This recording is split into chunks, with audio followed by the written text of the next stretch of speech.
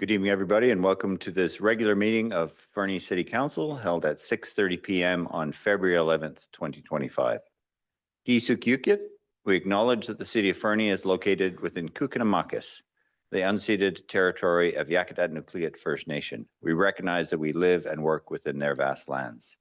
Akanahunik are from Yakutat Nucleat and are members of the Tanaha-speaking peoples of British Columbia, Idaho, and Montana. I'll call the meeting to order.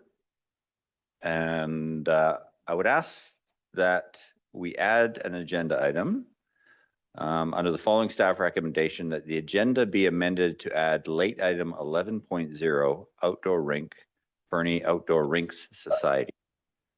Could I have a mover? Moved by Councillor Isaac, second by Councillor Hamilton. Any discussion? All those in favor? That is unanimous. Thank you. And then I'd ask for a mover and a seconder that the agenda for the February 11th, 2025 regular council meeting be adopted as amended. Moved by Councillor Hamilton, seconded by Councillor Audia Kelly. Any discussion? All those in favor? Thank you. That's unanimous. Item 4.1, a mover and a seconder for the following staff recommendation that the January 28th, 2025 regular council meeting minutes be adopted. Moved by Councillor Hamilton, seconded by Councillor Audia Kelly. Any discussion on those minutes? All those in favor? Thank you. That's unanimous. Item 4.2, the following staff recommendation that the January 30th, 2025 special council meeting minutes be adopted. Moved by Councillor Nixon, seconded by Councillor Hamilton. Any discussion? All those in favor? Thank you. That's unanimous. And finally, this item 4.3, that the February 4th, 2025 special council meeting minutes be adopted. Moved by Councillor Hamilton, seconded by Councillor Audia Kelly. Any discussion? All those in favor? Thank you very much. I'll now open the floor to public participation and invite the public in attendance or participating electronically who wish to comment on items listed on the meeting agenda in accordance with section 3.7.3 of the procedure bylaw to address council, except speakers must not address council regarding a matter for which a public hearing must be held or has been held pursuant to the Local Government Act prior to council's consideration of the matter or adoption of the bylaw. Speakers must not address council regarding a permit for which public notice must be given or has been given pursuant to the Local Government Act prior to council's consideration of issuance of the permit, and a speaker may only address council for a maximum of 3 minutes. So I'll look to the gallery and nobody's indicated an interest in speaking. So I'll turn to, and no one online. Pause for a moment because they sometimes pop up. Thank you, Ms. Rhodes. And so I will ask for a mover and a seconder for item 6, the following recommendation that council enter into committee of the whole. Moved by Councillor Hamilton, seconded by Councillor McIsaac. Any discussion? All those in favor? It's unanimous. Thank you. And we now get to item 6.1, building bylaw draft. Report from our manager of planning, Mr. Semolini. Good evening. Good evening, Your Worship and Council.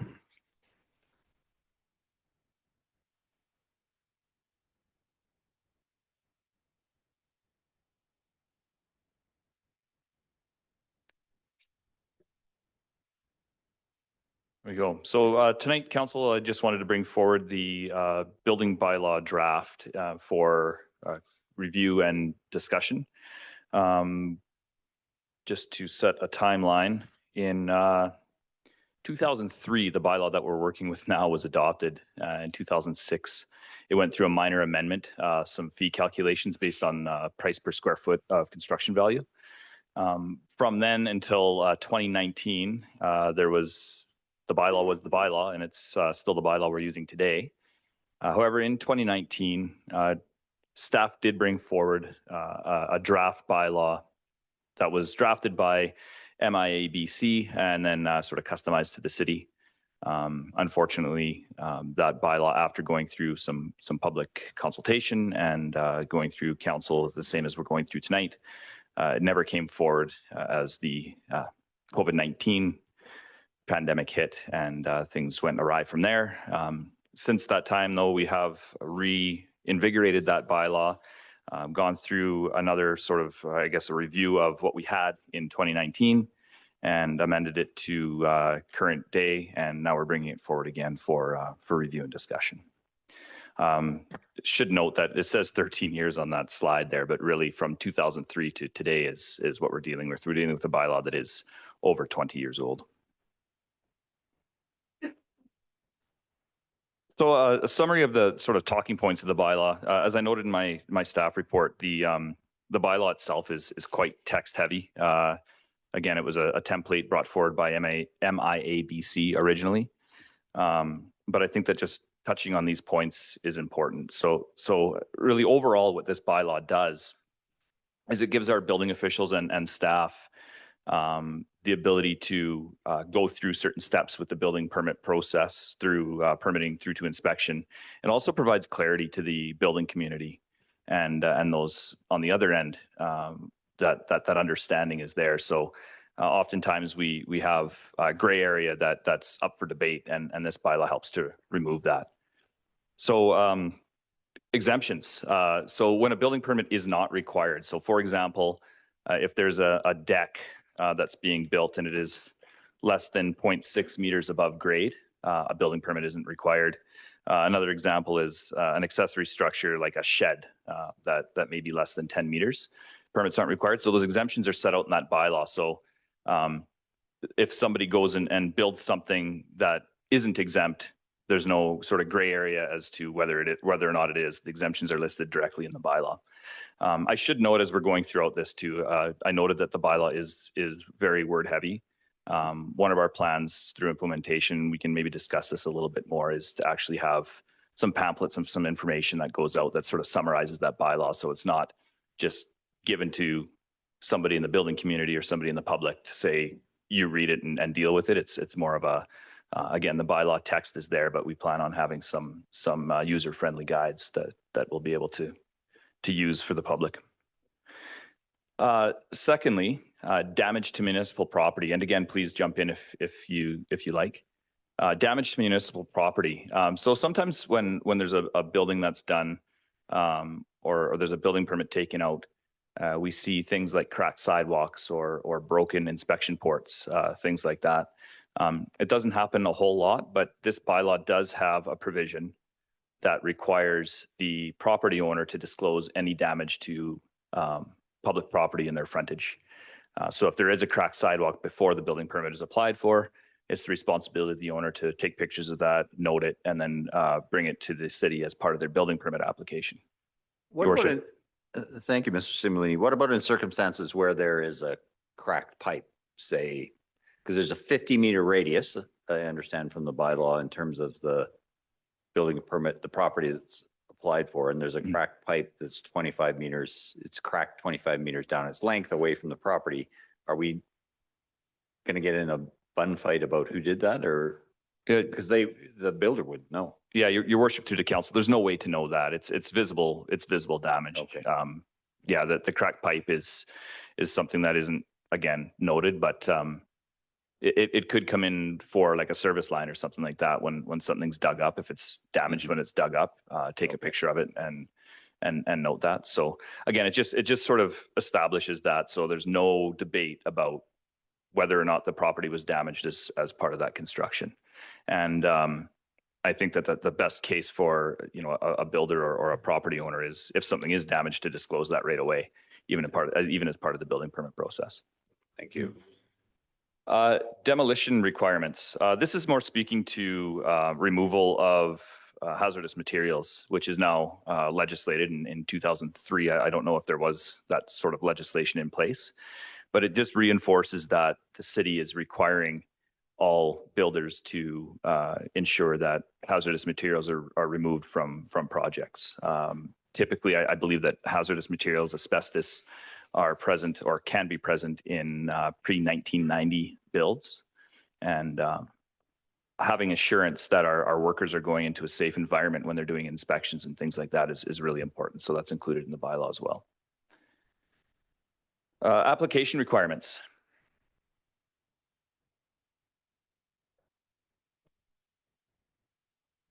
This is important as we have issued checklists in the last little while, which was a really popular request from the building community to help to get everyone on the same page.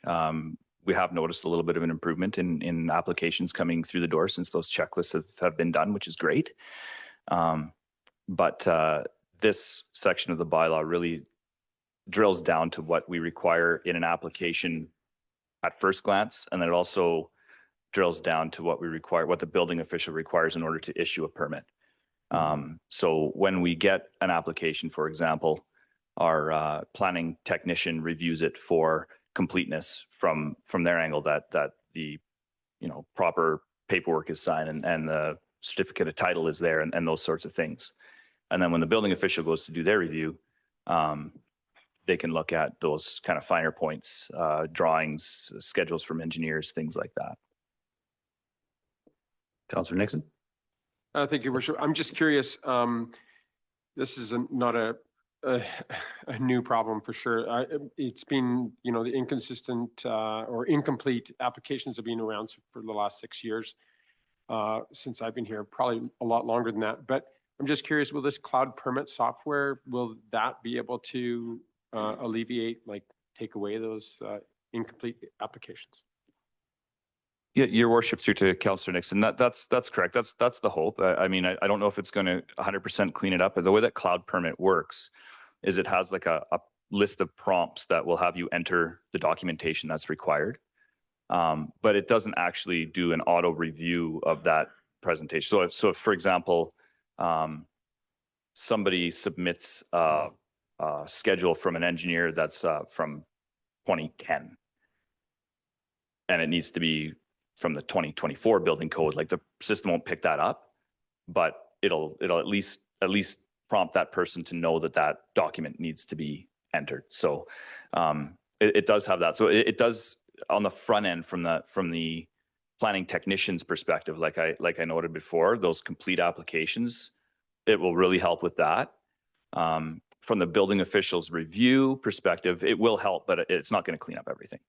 So there still will be a little bit of a back and forth. But the nice thing about cloud permit is it does have a really robust communication between the city and the applicant. So you can note on the applicant's file that, we require this documentation still, or this is incorrect. And then it automatically emails the applicant, and it puts a timestamp in their file as well. So that communication is a lot less clunky than what we do now with emails and phone calls and sort of more of an ad hoc that we have now.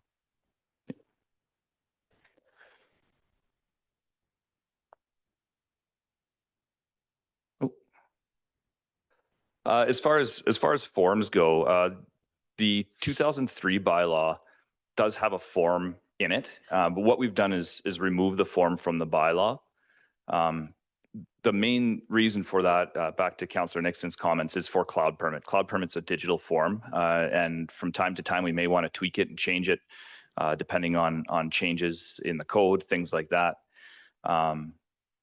I think that's really important that we don't have to do a bylaw amendment every time we want to tweak the form itself. So it just sort of takes that red tape out of the way. And also, as noted in my staff report, if we do need to use the paper form, we're hoping for everything to be digital, but if there is a reason for a digital form or for a paper form to be used, it allows us to change that at the same time. Application and permit fees. This one is really sort of open-ended right now. We've drafted some fee increases and amendments. Again, the bylaw coming from 2003 and then slightly updated in 2006 doesn't compensate for any inflation or anything like that. The process that we're going through right now is actually calculating the amount of time it takes on the city's end to process a permit and then converting that into a dollar value. So that is consistent with Council's strategic priorities, as well as our development approvals review report. And the thinking there is that development pays for itself and that the taxpayer isn't subsidizing staff time on private development. Sorry, Mr. Similini, on the surface, that seems pretty straightforward in terms of the complexity of a building permit application. Some, complex buildings will take more time and more review. If there's a persistent back and forth Yeah. with on a simple building, is that going to affect this fee structure, or is it going to be set? A simple building will cost you this, because again, I'm not suggesting anybody would do that, but if somebody's using Cloud Permit and uploads a sketch their child has done in order to get the application in, and we've got to go back to them because it doesn't scan and test that, is there going to be a varying, will it vary by permit, or is it going to be set? Yeah, your worship, through to council, there is some fees that are put in the bylaw for applications like that. Like, for example, if somebody applies for, even if they supply drawings that are okay and they're moving forward, and then they decide to completely change their plan, there's a fee for almost a reapplication fee, where it's like, we need to review your plan again. So there's those reapplication fees, and that goes for inspections as well. For example, if somebody calls for a framing inspection and our building official comes in and says, well, you need to do this, this, and this in order to pass, they'll get one free pass, so they'll get a chance to fix those things. But then if they continually call for more inspections on the same thing, then there's a reinspection fee. So I think that that's important. It's not to be punitive necessarily, but it's just to sort of allow the building community and the building officials to get on the same page with, like, this is what's expected, and let's move forward with that. So we are hoping also with that there isn't any sort of consulting calls, so to speak, to the building official, where the builder, whoever's building, may know that they're not going to pass, but they call just to get sort of free advice on what to do. Again, if that happens once, that's okay. But if it happens 5, 6, 7 times with some applications like we do see today, it does use a lot of the building officials' time, and that in turn results in slower turnaround times and slower occupancies, things like that. Thank you. Conditional occupancies. This is also an important one. Right now, we do issue conditional occupancies in some cases. For example, if somebody builds a house and it's the middle of winter and they're ready to move in, but they haven't completed their landscaping yet, you can move into the house. It's safe, but landscaping is still something you need to complete to get your final occupancy. We can issue a conditional occupancy. Again, we have been doing that, but our bylaw that we have now is silent on it. So we've put in some language that actually helps us to feel more at ease with issuing those conditional occupancies. And with that, we'll be able to draft a staff process or procedure. For example, when we can issue conditional occupancies, how long they can last. The thinking, right, for example, is that a conditional occupancy can last for up until expiration of the building permit. And through Cloud Permit, there's also a notification period that the homeowner or the builder will be notified your permit's about to expire, and then they can put into motion for a renewal or an extension. And that, again, when we have a conditional occupancy now and the building permit expires, it's just a lot of work we have to renew the building permit, and that may mean another review on a building permit application. The applicant has to reapply. So we're really trying to get around that, and having this in the bylaw helps with that. Councillor Nixon. Thank you, Worship. I'm just curious, because I've kind of been stung by the conditional occupancy as well, not on the other end after being a buyer. But I'm just curious if there's any thought to having a conditional occupancy that is large enough to motivate people, like a deposit of some type that could motivate people to close the file for our staff. Mm-hmm. Yeah, your worship, through to Councillor Nixon. One thing we have been looking at internally as staff is the notice on title process, where again, like through Cloud Permit, there's a lot of notification. I think one big thing that was missing, and we've spoken about this before, going back to McElhaney's time doing the review process, is just that we just don't have that system in place right now, and the communication back and forth is lacking. So when a permit expires, we don't have an automatic, here you go type thing. And paired with that, we don't have any sort of notice on title. A lot of communities do have notices on title. So the way that works is it's similar to like an unsightly property type thing, where the property owner is given opportunity to remediate and fix and get it get the building permit wrapped up through either renewal or extension. And then, eventually if it gets to a point where communication has broken down and that work isn't happening, then we can come to council and say, we need to put a notice on title here. Then that way, when you go to purchase your property, you see that notice on title, you know that there's an open building permit, for example, and you're made aware of it. So it's not necessarily a process where the person is fined or anything like that. But it is, it's more of a warning. I better get this work done or else I'm not gonna be able to sell my property in the future. Yeah. It's used quite extensively in the regional district. I believe it is. Yeah, it is. Yeah. Yeah. So we are working with corporate services right now to draft up a policy and procedure to move forward with. Yeah. So that's sort of the talking points of the bylaw. Again, it is very long bylaw, but those are the main points. It really does help our building officials to just do their jobs and then provide that clarity to the community on why we're asking for what we're asking for. And yes, what we're asking for is something that we're allowed to ask for. So I think that's really important.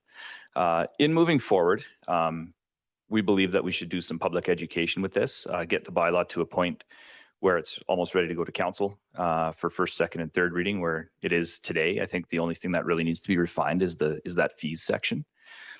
And then we can reach out to the public, create some educational websites through our Let's Talk page and advertise in the free press and through social media. We've already begun speaking with builders on site in informal conversations that this is coming as well. We'd also like to notify the Chamber of Commerce and the Canadian Home Builders Association, who we're in touch with fairly constantly. And then through that process, public notice, we would like to bring back any summary we receive to council at the time of first, second, and third reading. Thank you, Mr. Similini. Questions from council? Councilor McIsaac. Thank you, Worship. I'm going to ask this just because you didn't cover it directly in the presentation, and you finished off with a discussion about communication with the building community. I noticed that there's incorporation of the changes for step code and electric vehicles, pre-wiring in the buildings, and I'm just wondering how that communication with the building community has gone with regards to the implementation of that. Traditionally, there's been a bit of a pushback often from the building community on enforcing those types of changes in advance, and I'm just wondering how that's been going. Yeah, Your Worship, through to Councillor McIsaac. The original bylaw that came forward in 2019 was predating step code.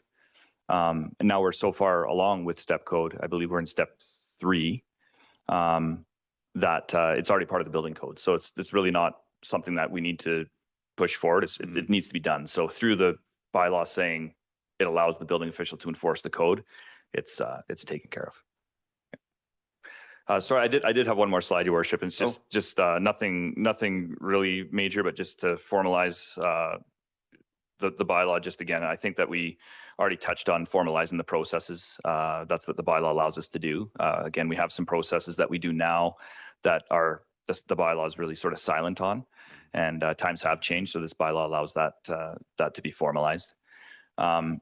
I did touch on cloud permit, but this is a really important bylaw for cloud permit. Cloud permit is currently being configured for the city. Our planning technologist, Raquel Bailey, and our asset management team, Chantal Chowan, are really working hard on getting that done. But we also want to configure it once and not twice. So they're working based on what the language of this bylaw is, but we're hoping that the adoption of this bylaw moving forward is aligned with cloud permits. So we're making sure that we're not doing something that isn't in a bylaw with cloud permits. So I think that's important as well. Agreed. And then again, just that communication piece, the change management with the community, with cloud permit, with all of this happening sort of all at once. I think it's really important. So we are looking forward to getting some materials out there, both before and after adoption of the bylaw, to help support the community in understanding the changes and moving forward with their applications. Thank you. Thank you. Other questions from council? Councillor Shoesmith. Thank you, Mayor Milligan. Yeah, so I'm going through some building permit applications right now, and I find the checklist to be pretty fulsome and quite helpful, and I think that's awesome. I actually waited to start till the checklists came out, so. But I've been thinking about it, you know, from the standpoint of, say, Joe Blow applying for their building permit. They get the checklist, they kind of do stuff, maybe it's good, maybe not. They go to front desk and they hand it over and they pay some money and they think they've got a permit. And then, you know, sits in the aging pile for a week or two. You guys get to it and then, oh, hey, wait, this isn't fulsome. There's a little bit of whiplash there, I think, for people who don't expect it. And I was wondering, is there any way that that can be more clear to people on the front end, either by, say, like a clerk involved with the building department or with, you know, somebody from the building department closer by there to be like, just at a glance, yeah, that's good or no. Because I mean, a lot of people I don't think find out that their permit application is BS until they're some ways past that point. Yeah, through to Councillor Shoesmith, that is a good point. We have talked about having sort of a desktop review. We have also talked about just really not having the capacity to do that. Like the best way to do it would be to have a building official do that review. Their capacity is pretty limited. However, I think it's really important to note that with those checklists, one thing, the next step with those checklists, what we were looking to do is actually supply a sort of a sample package for each checklist. So the applicant can go through and say, this is the document I need, like this is what it looks like and this is how to get it. But even more importantly, with that implementation of cloud permit and that sort of being queued to upload and enter those documents, it is like the red star when you're filling out your credit card number or whatever it might be on you need to provide that information. So there's no way around it. Whereas bringing your application into the front counter, you might miss something. And it might be no fault of your own. It might just be something that you missed on the checklist and you bring it in and then a week passes and you find out that you didn't provide your updated certificate of title or whatever the case might be. So at least through cloud permit, that list is, you're prompted to do it and you have to upload those documents in order to submit your application and pay for it. So that's important as well. But again, to your point of having somebody at the front counter review, right now all we have is our planning technologist that's qualified to do that, and capacity is the issue, capacity and training. Thank you very much. I suppose in the future, seeing how the cloud permit goes down, if there's still the issue around that, I mean, definitely might be a thing for us to consider some more resources for that. Because it would make a difference to a lot of the, you know, fly-by-nights and Joe Handymans and. Yeah, and further through to Councillor Shoesmith, I think that one thing that some of the other communities have done that use cloud permit was there was a sort of a transition period that really helped, where somebody could schedule some time to bring their paper application in and have a staff member go through how cloud permit works with them. And so then that way there's sort of a step-by-step process of like, so you set up your account and you can upload these documents and sort of a tutorial, a live tutorial, if you will, on how to do that. So once we go to cloud permit and we're no longer taking paper applications, I think it's going to be a huge improvement. But in that transitional time, I think we consider having some time to schedule with either a planner or the planning technologist to this is how you can upload. It's all part of that implementation process that we're doing with cloud permit. Yeah, and I think you had said at the outset as well, you're planning to publish some guides for various complexities of applications so that, you know, to Councillor Shoesmith's point, Joe Handyman can pick up the guide that's required for his project or her project and have a basic understanding of what's required. But yeah, that's correct, Your Worship. And again, one thing we always do need to be a little bit careful of is we can help them get their documentation in order as far as what they need, but we can't do the plans for them, right? Because we can't put ourselves in a consulting role, especially since we're the regulators. So there's that balance that really needs to be struck. Thank you. Councillor McIsaac. Thank you, Your Worship. Councillor Shoesmith sparked a curiosity question that I had when I was reading the report, and that was there was a statement in the report that said to the effect that many applications require variances. And I'm just out of curiosity, in the volume of applications coming in, what percentage actually have variances? Is it like many? I don't know if many is half or a quarter or 90%. Because that seems to be where we run into the issue with the applications is people haven't done that side of it. The straightforward part is easy, but it's the variances and changes. So I'm just curious what is the size of that? Yeah, Your Worship, through to Councillor McIsaac, I don't have a percentage on that, but what I can say is a lot of the buildings in the older parts of Fernie weren't built with a zoning bylaw in effect. So there's setbacks and things like that so if you want to do a renovation or an addition onto an existing home, for example, you're going to need a variance off the bat. I think that with that, also hand in hand with our delegation of variances, we can at least expedite that process a little bit. I know through the cloud permit software, I don't know if it's there yet, but we're looking at like potentially having, if you are building on this property, chances are you may need a variance. You might need to look at this, which will prompt that. But in lots of cases, that review process prompts that variance. The review by our planner, for example, who looks at the setbacks, will prompt, oh, you need a variance before you can get your permit. So that hasn't changed a lot. But I think what has changed in streamlining those applications is that delegation process. I mean, you've been on council for a while now, and you've probably seen a huge decrease in the number of variances that have come forward.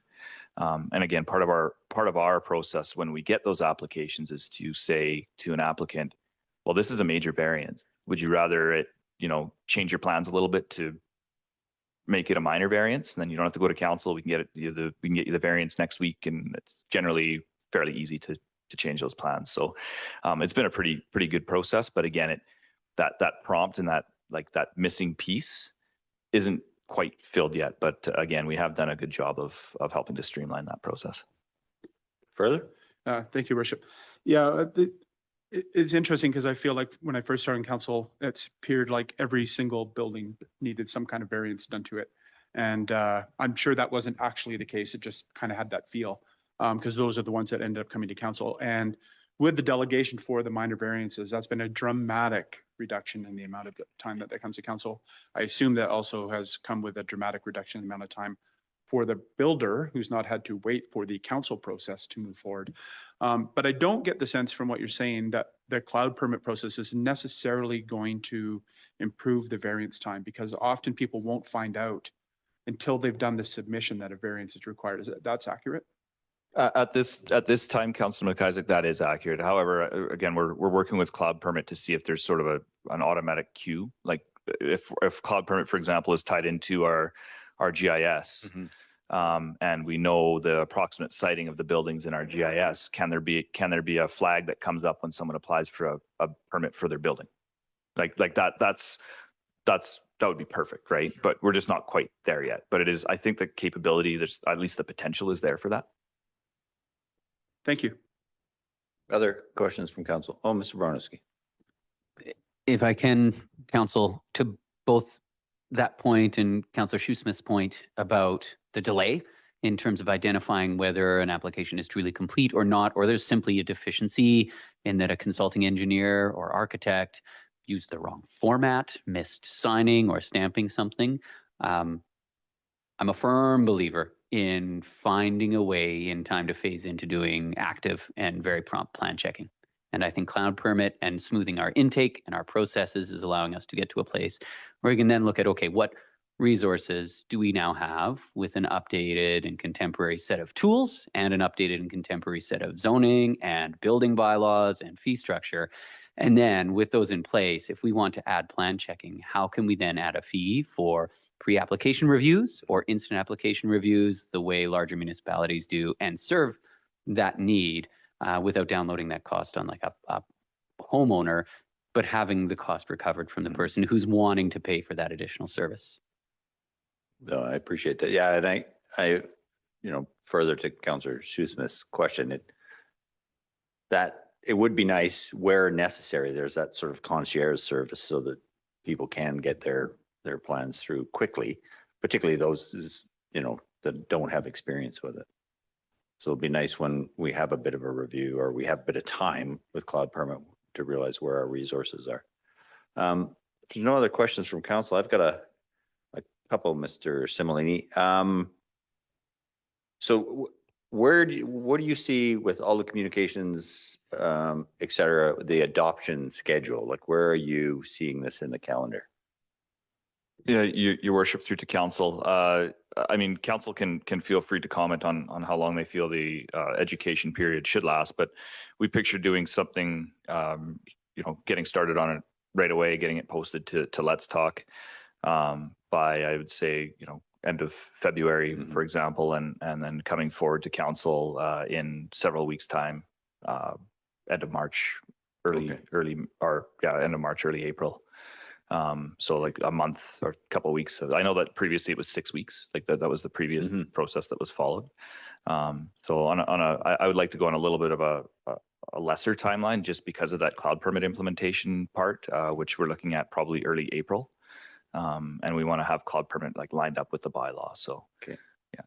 And does that, sort of a two-part question, does that adoption schedule, will that inform the notices on title process? Like, is that subsequent to that? That feels like a heavy lift. Like if we've never had notices on title, that whole portion feels like a big lift. Yeah, no, that's correct, your worship. So the notices on title, well, it's going to supplement our processes and how we do things. It's not going to happen with the bylaw, so it won't happen overnight. It's a process that our building officials are speaking with corporate admin right now on how to implement that process. So that'll be a separate, and again, there's going to need to be a lot of communication and change management on that end as well. Okay, thank you. And this won't surprise anybody. There's a couple of edits I'll forward to you, Mr. Similini, a couple of spelling errors and a incorrect reference. So I won't waste folks' time with that. But I did want to ask about, so as you're well aware, we've had a consistent request at the Housing Solutions Working Group for the ability for a builder to park an RV on a site with an active building permit, so that guaranteed accommodation, at least one way to look at it is guaranteed accommodation for a builder, for example. Is this the right bylaw to house that? Because there is the temporary building, mostly focused on site offices. I think that's on page 32 of the bylaw. Is that the place to fit this in? Your worship, through to the rest of council, that's not the correct bylaw for it. And the reason for that is a temporary site office, for example, is a type of building or structure that is governed by the building code, whereas an RV is not. So this bylaw helps our building officials to enforce the building code. For example, if you have a campsite, you don't need a building permit to pull your trailer onto the campsite and have it there, right? Right. So the proper bylaw, and I think that we've sort of talked a little bit about this before, there's the two bylaws, one that regulates use being the zoning bylaw, and the other being the OCP that regulates temporary use permits. And getting a temporary use permit for the duration of a building permit to allow for an RV, I believe would probably be the correct step forward. And as you'll hear from me in a couple of weeks, we're gearing up to start that OCP process. So it maybe that something like that is done as an amendment, but it allows that research to be put into place and potentially move forward with something in our new OCP. Okay, thank you. I was conscious of asking this question because I know I would be asked. And then my last question is going to seem kind of goofy, so I'll apologize in advance. But decks up to 0.6 of a meter don't require a building permit. So if I'm sick of my grass, can I put a deck that covers my entire property? This is a silly question, your worship. You could. I mean, yeah. I mean, we when we calculate parcel coverage in the zoning, for example, we typically look at decks and that. But the approach we've taken is anything that doesn't require a building permit that is 0.6 or less is considered like a patio. So I mean, Okay. you could build your deck at 0.6 meters and cover your whole yard and not require a building permit. Or you could put brick down over your entire yard and not require a building permit, right? So Okay. we look at them as the same thing from a zoning and parcel coverage perspective. Thank you. I just had this image, lawns all covered with these decks, but I thought I'd ask. Anything else from council? Seeing none. I'll ask for a mover and a seconder for the following staff recommendation. That committee accept the draft building bylaw for information and discussion. Moved by Councillor Nixon, seconded by Councillor Shoesmith. All those in favor? It's unanimous. Thank you. Councillor McIsaac. Just process question, Your I Worship. know, I was wondering as I read that, should that have happened first? Well, no, actually, I Oh. was thinking, because we have already voted and approved the agenda, we've already accepted the report. Do we even need to move that? Oh, fair question. I will take that under advisement and I'll discuss with our corporate officer. Yeah. Thank you, Mr. Simile. Since you've doubly accepted it, thank you. Well done. Item 6.2, resolutions for the Association of Kootenai Boundary Local Governments, AKBLG Annual General Meeting, AGM 2025. And so we'll get these on the floor. And I hope you've got a glass of water. So I'll ask Corporate Officer McElwee to read the first staff recommendation. Certainly, Your Worship. The committee recommend to council to endorse the following Oh, sorry, your resolution. microphone. Yeah. Hello? There. Okay, there we go. The committee recommend to council to endorse the following resolution for consideration at the AKBLG AGM. Whereas the stresses faced by local elected officials are increasing due to degradation in the tone of civil discourse, and whereas additional mental health supports for local elected officials would be beneficial beyond what is provided by medical services plan and extended health plans, therefore be it resolved that Union of BC Municipalities, UBCM, call upon the province of British Columbia to implement initiatives that offer mental health supports tailored to the needs of local elected leaders in British Columbia. Moved by Councillor Hamilton, seconded by Councillor Nixon. Is there any discussion? Councillor Shoesmith? I'll remain not in favor of this. As I previously stated, I believe we should be under the same rubric as everybody else in Canada. Not much more to say on that. Thank you. Further comments from council? Councillor McIsaac. Thank you, Your Worship. Just to speak to Councillor Shoesmith's position on that, and I completely respect it, but I also think that this is consistent with actually what we do. We have a needs-based healthcare system in Canada. We don't apply healthcare treatment to people that don't need it. And people who need it significantly get moved to the front of the line ahead of people who need less of it. Having treatment for people in positions that put them at greater risk of this, I think is the norm. I think that's exactly how our healthcare system works now. What's happening, the reason why this is on the table is because it isn't happening at the elected official level. It is happening for plenty of other professions, just isn't happening here. So I don't think this is inconsistent. I'm not sure if this is the right way to go about it, but I'd be very happy to support this, to see it make it to the floor, to hear the debate. So. Thank you. Councillor Nixon. Thank you, Your Worship. So day 4, September 19th of UBCM, there was a presentation done on elected officials and mental health and local elected leaders. 96%, I'll just read some of them. 96% of politicians report being harassed over social media. 68% report daily or weekly harassment over social media. Mental health of local leaders, it's low.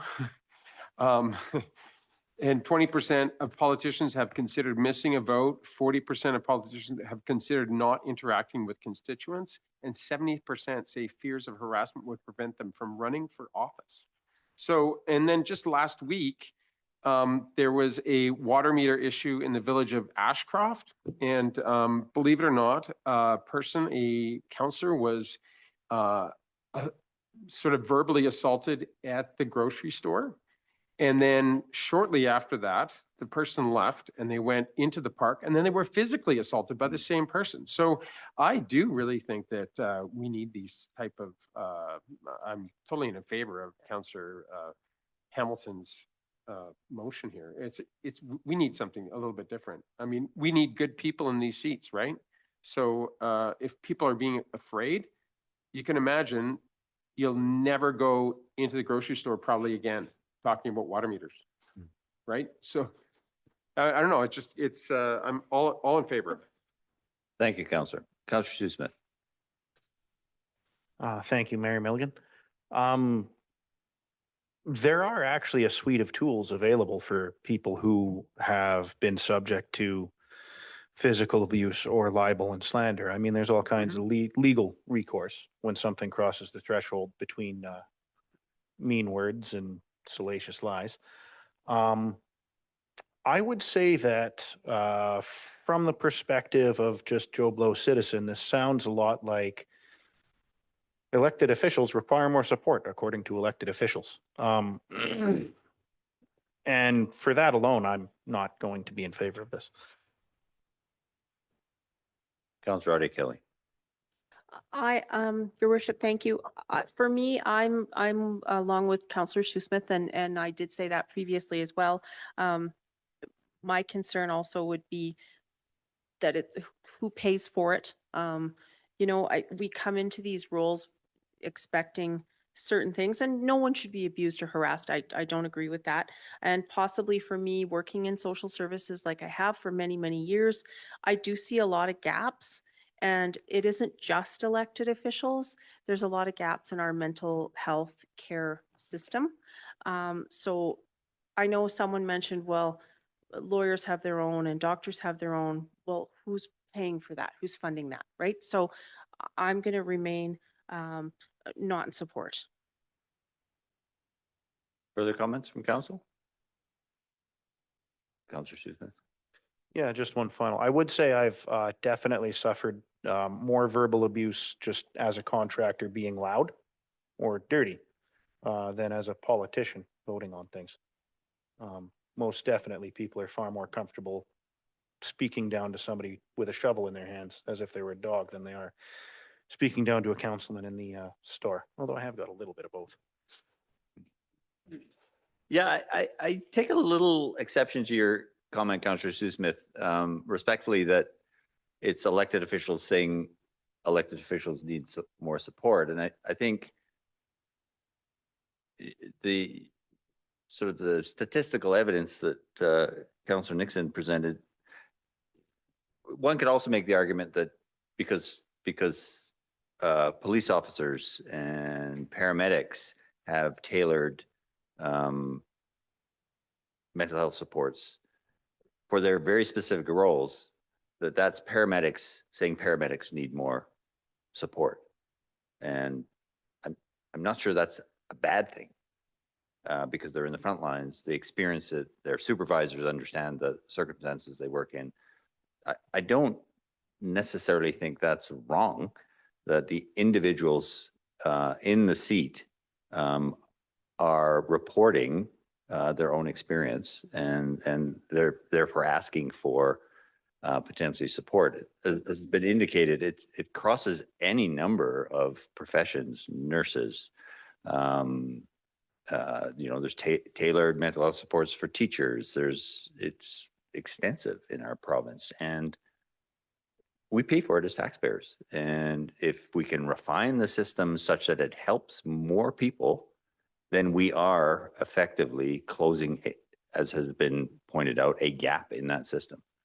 And I think this is one of those opportunities to close a gap that exists in mental health supports in our system. So I'm supported by this resolution to get, as Councillor McIsaac has said, get the issue on the floor at AKBLG and then at UBCM for that conversation.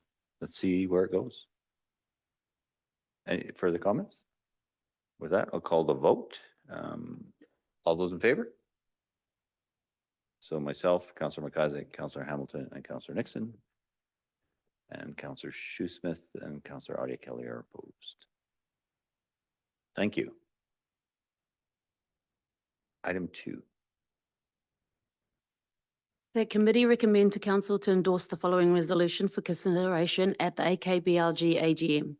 Whereas residents in high-risk areas of British Columbia increasingly struggle to secure affordable home insurance as a result of more frequent and severe natural disasters driven by climate change, contributing to financial hardship, widening economic inequality, and undermining community stability. And whereas cooperative models such as the Municipal Insurance Association of British Columbia, MIABC, have proven the effectiveness of member-owned solutions in filling the gaps left by private insurers. Therefore, be it resolved that the UBCM call on the province of British Columbia to establish a provincially backed insurance entity designed to offer affordable home insurance for those unable to obtain coverage from the private market, and be it further resolved that this new insurance entity should reduce the financial impacts of climate change by adopting sustainable practices, providing equitable rates, utilizing reinsurance strategies to distribute risk, and collaborating with local governments, Indigenous communities, and relevant stakeholders to finance disaster mitigation efforts, enhancing community resilience and stabilize long-term insurance costs. Mover? Councillor Hamilton, seconded by Councillor Nixon. Any discussion? Councillor McIsaac. I like this motion. The reality is that we are seeing in a number of places that insurance is becoming extremely difficult to obtain for a wide variety of people, and large established insurance pools are much more efficient than small competing ones. Having said all that, I really hate the last paragraph in this, that be it further resolved. And the reason I'm not a big fan of it, and I was okay with it before, but when I was reading it earlier today, I feel the resolution in the further resolved steps beyond the request for the item for the entity that we think needs to exist to support it into defining how that entity is going to operate within the business community and on all this stuff. And I think that the resolution is more likely to pass if we don't include that area, because I think that's the area where people are going to argue, because they're going to have different views about whether or not those things are effective or relevant, et cetera, et cetera. And so if the goal is to ensure that this passes on the floor and that we ultimately end up with a tool that is relevant to the people in our society who are most in need of it, then I think the powers that be that create that should establish the terms of reference and so on for that entity. So I support it, but I question whether or not we should include that particular component. Councillor Shoesmith. Thank you, Mayor Milligan. I also support this. I mean, it would be an agency with the right incentives. But after hearing what Councilman McIsaac has said there, I'm definitely inclined to agree with him. Yeah, I think I would also agree. I think you're right. Trying to too closely define what the entity how it would operate is a bit problematic at this juncture. Let's see if we can get there. I don't know who moved this. Sorry, was it Councillor Hamilton? Initially, it was Councillor Nixon's resolution.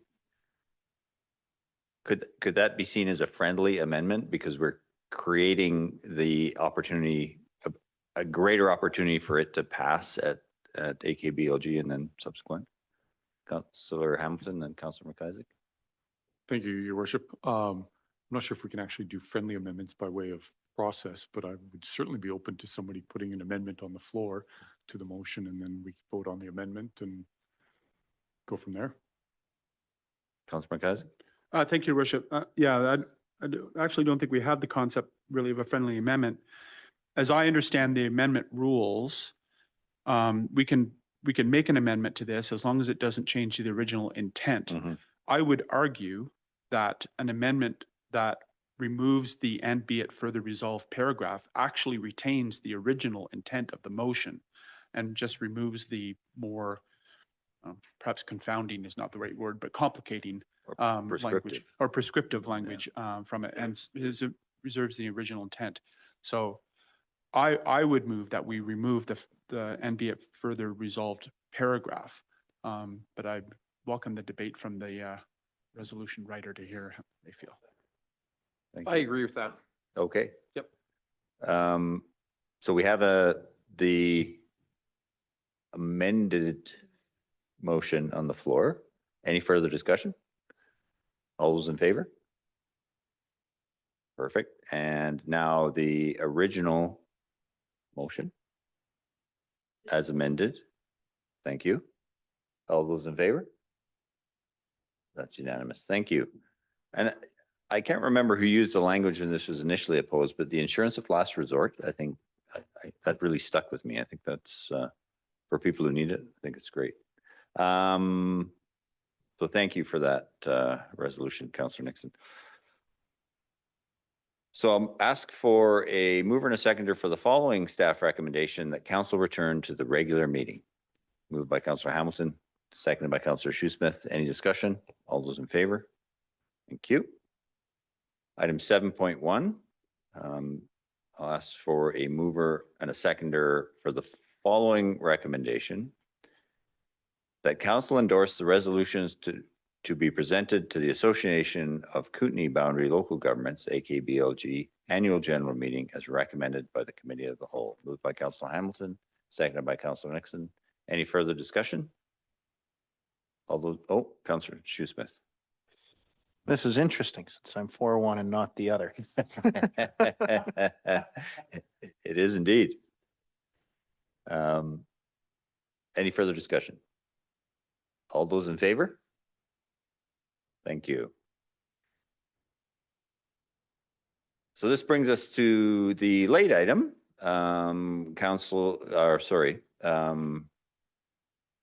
outdoor rink, Fernie Outdoor Rink Society. And just by way of background, Mr.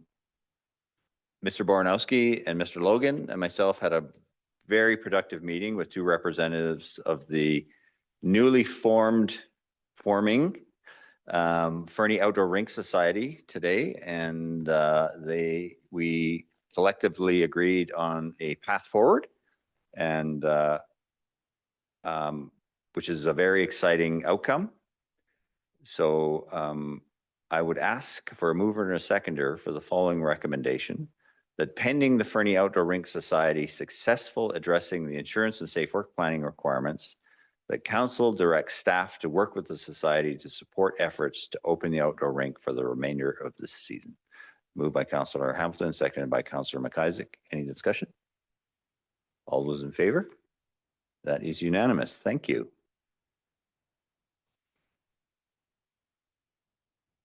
And once again, you can stay for the budget conversation if you like.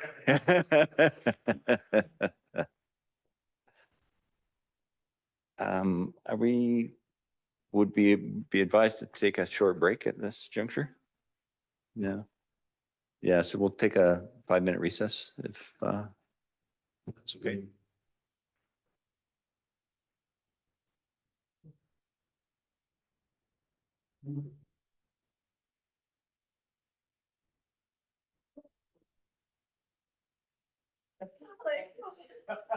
Please stand away.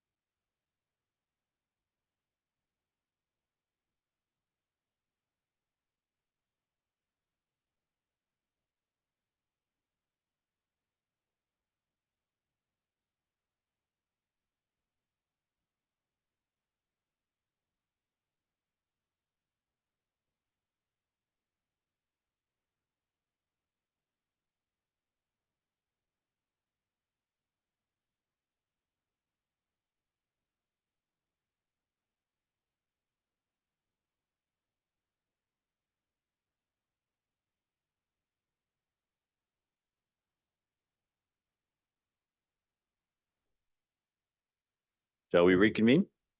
Oh, sorry.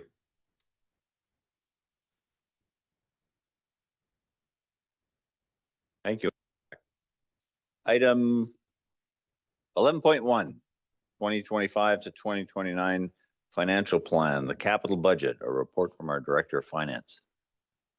Thank you, Mayor Milligan. Good evening, Council. We started this report last Tuesday on the 4th. We got through asset management, corporate admin, and engineering and public works. And then it was about 10 p.m. and Council decided to continue tonight. So our next department will be the fire department with Fire Chief Morgan. Good evening, Your Worship, Council. Pleasure to be here tonight, and I'll give you sort of a rundown of projects and our small capital budget that we've got for 2025.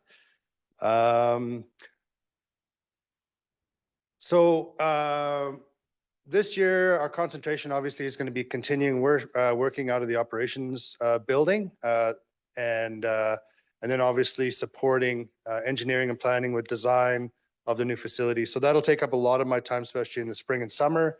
I'm pretty excited to join our team to try and get this going down the road, and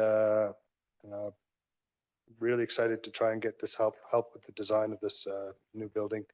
I promise with a sharp pencil.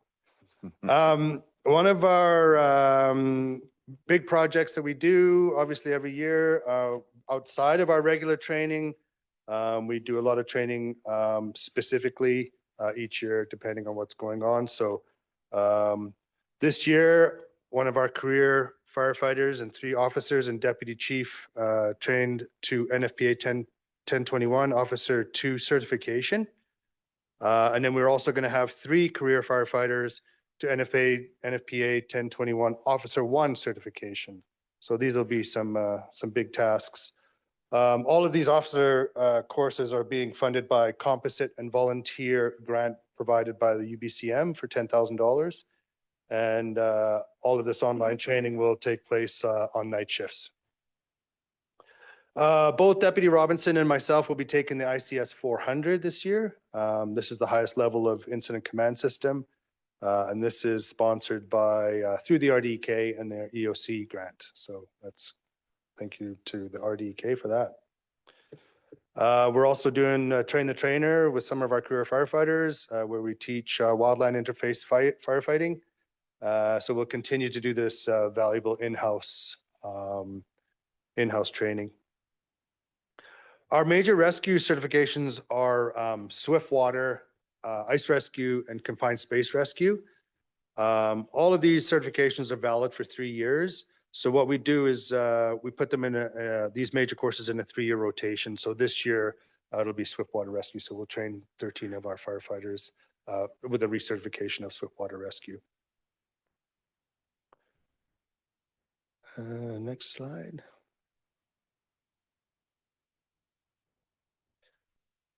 Some of our other projects that we're doing this year, we are doing the Community Wildfire Resiliency Plan. Formerly, it was called the Community Wildfire Protection Plan. We did this in 2018. And with that, we got some work done, fuel management in Ridgemont area in 23. But, over the past 5 years, obviously, there's a lot more additional growth, canopy density, and ground fuel accumulations all over the place.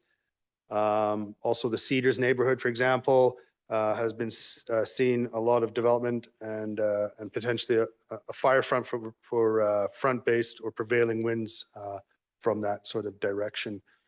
I'm also working this spring, hopefully, with BC Parks. Trying to work with them on sort of fuel mitigation in that area, because that is a place that probably needs a lot of work. And so I'm hoping to convince them of that work that we can maybe work together on. And sorry, Chief, is that work that BC Parks would fund? We're talking maybe reciprocating with possibly, and I might bring this to council later, but with the possibility of service protection help. In substitution. Currently we don't, so that might be an option. Thank you. Then we get on to some of the, so basically the community wildfire resiliency plan is just an update to that community plan, the protection plan. And it has to be done in order to get new funding for Fire Smart or CRI grants and so on. Councillor Hamilton?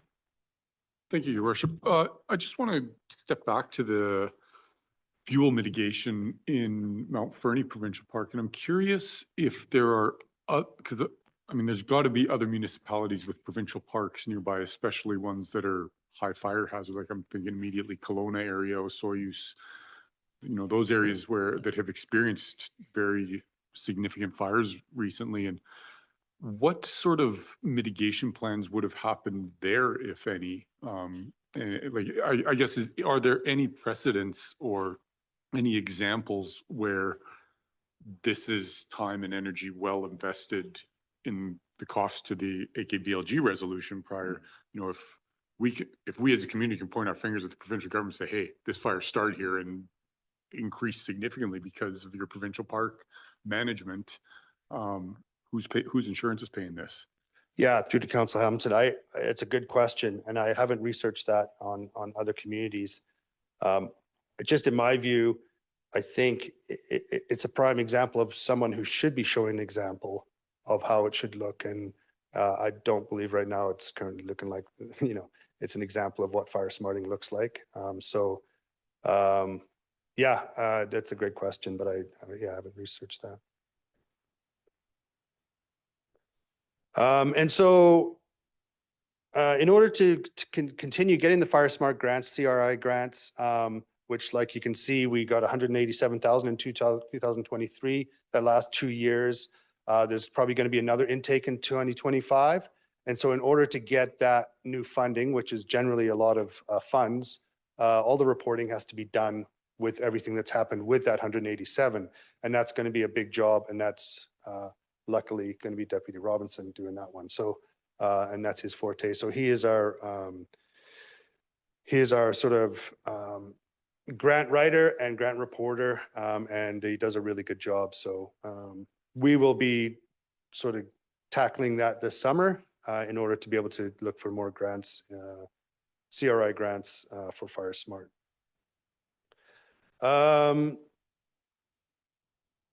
Phase 1 of the structure protection trailer completed in 23 through the same grant. And so we've got a lot of the equipment that can go into that trailer.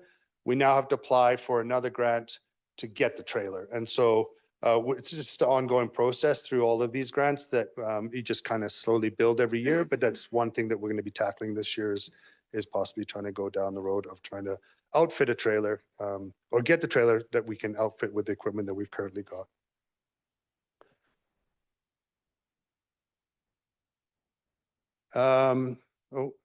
And so we're doing updating the hazard risk and vulnerability assessment, the HRVA. That was done quite a long time ago, 2017. And so we're looking at updating that, especially due to climate related issues. And so on top of that, with the funding also is that we're going to be looking at our emergency management plans altogether, anything especially to do with climate. And so Scott will be, or Deputy Robinson will be working hard on that this summer as well. So he's going to have a busy year. And then one thing that's come up lately and is that our critical incident stress management program was pretty robust back in the day, probably 10 years ago. Over time, it's slowly depleted and to the point where the senior person running the critical incident stress show, he retired from it. And also one of our strong counselors and help with that also passed away. So we're looking at revitalizing that. I think EVR is going to be part of the process as well. But for sure, the chiefs of Sparwood and Alfred and myself are going to work to, we've currently applying for funding to get this training done for all 3 communities so that we have a group of people that can help with all this mental health issues and post-traumatic stress. Thank you, Chief. Tailored mental health supports. Interesting. When you say EVR is going to be part of that, they're going to participate with mine rescue personnel, or how does that work? Yeah, so they, last year, they brought together all of the communities and actually ran a show on the whole program. And they're interested in sort of leading it, but not much has been said lately. And so the chiefs and I have just decided that we're going to do it regardless. But I do believe that EVR is committed to try and help with it and possibly even fund it, but that's not on the table yet. Thank you.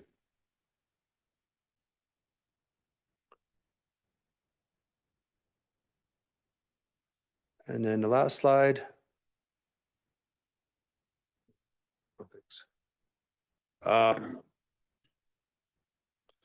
So when we were working on the vehicle fleet plan, finance operations and myself last year, we agreed that we'd move the wildland truck that was supposed to be the capital investment this year, move it to shifting it to 2027, just to ease the whole fleet issues that we have at this point. And so what we do have though is last year we piloted a deployment of a retired rescue truck that has a pump and a tank and of water, anything that'll fit to go with helping with wildfire deployments. And we did send 3 firefighters to an interface fire in West Kootenays. It was really successful. So the firefighters gained a ton of experience. We also made, we made a profit on it, and that's not the intent of the whole program, but at least we're not losing money when we're doing these deployments. What I like about it is that we're doing the training in the task force leader and engine boss and so on,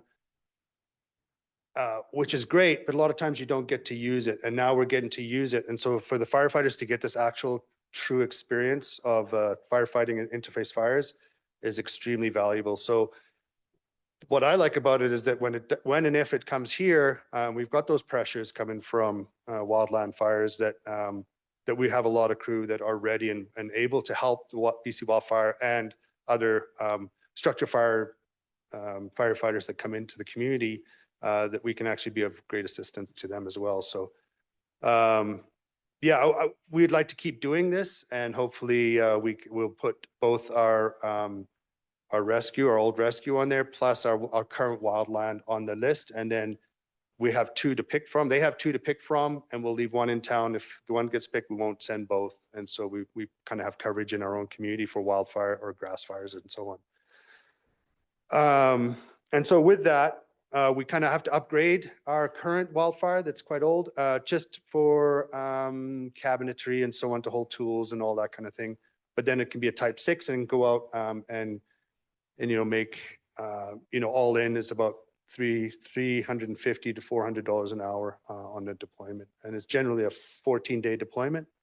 And then hopefully that can help us out. With that, we'll need probably $5,000 to build the cabinetry. One of our firefighters has volunteered to build them, who's a welder, and so that can be done this spring.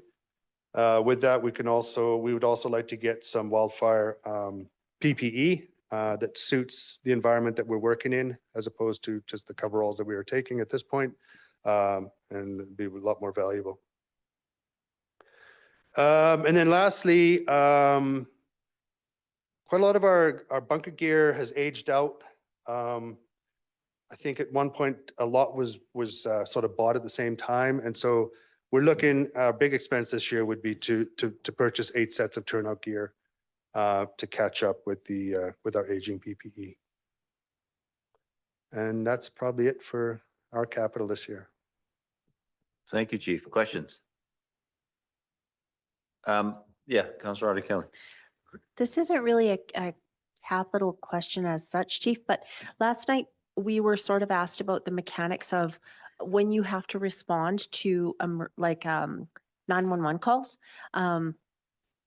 There was someone saying that both the firefighters and the ambulance come, and how does that work to CFO and I wasn't in a position to answer that question. So I was wondering if you could sort of explain just our responsibility and how, Sure. all that. That we have to So as- if, sorry to Counselor, is your question the process of what we do on a medical call or? Yeah, like if maybe Director Burdett would correct me if I'm wrong, but the questions seem to be surrounding the ambulance and the first responders both came. And I was sort of thinking that, we're required to come. So just wanting to know how the mechanics of that worked and. Yeah, so through the first responder program and BCEHS Health Service, we've committed to on purple calls, meaning ones that are sort of considered lights and sirens, where it's critical, someone's short of breath, it's a heart attack, major bleeding, those kind of things, major trauma, that we've committed to be there as fast as we can. And so the point being is that whether ambulance arrives first or fire arrives first, they can initiate that critical ABCs right off the bat. What we do find is that it's kind of like one time it's the ambulance there first and one time it's us there first. So in our mind, it's whoever's there first is great. And so you're getting better chances of having help quickly sooner by having both attend.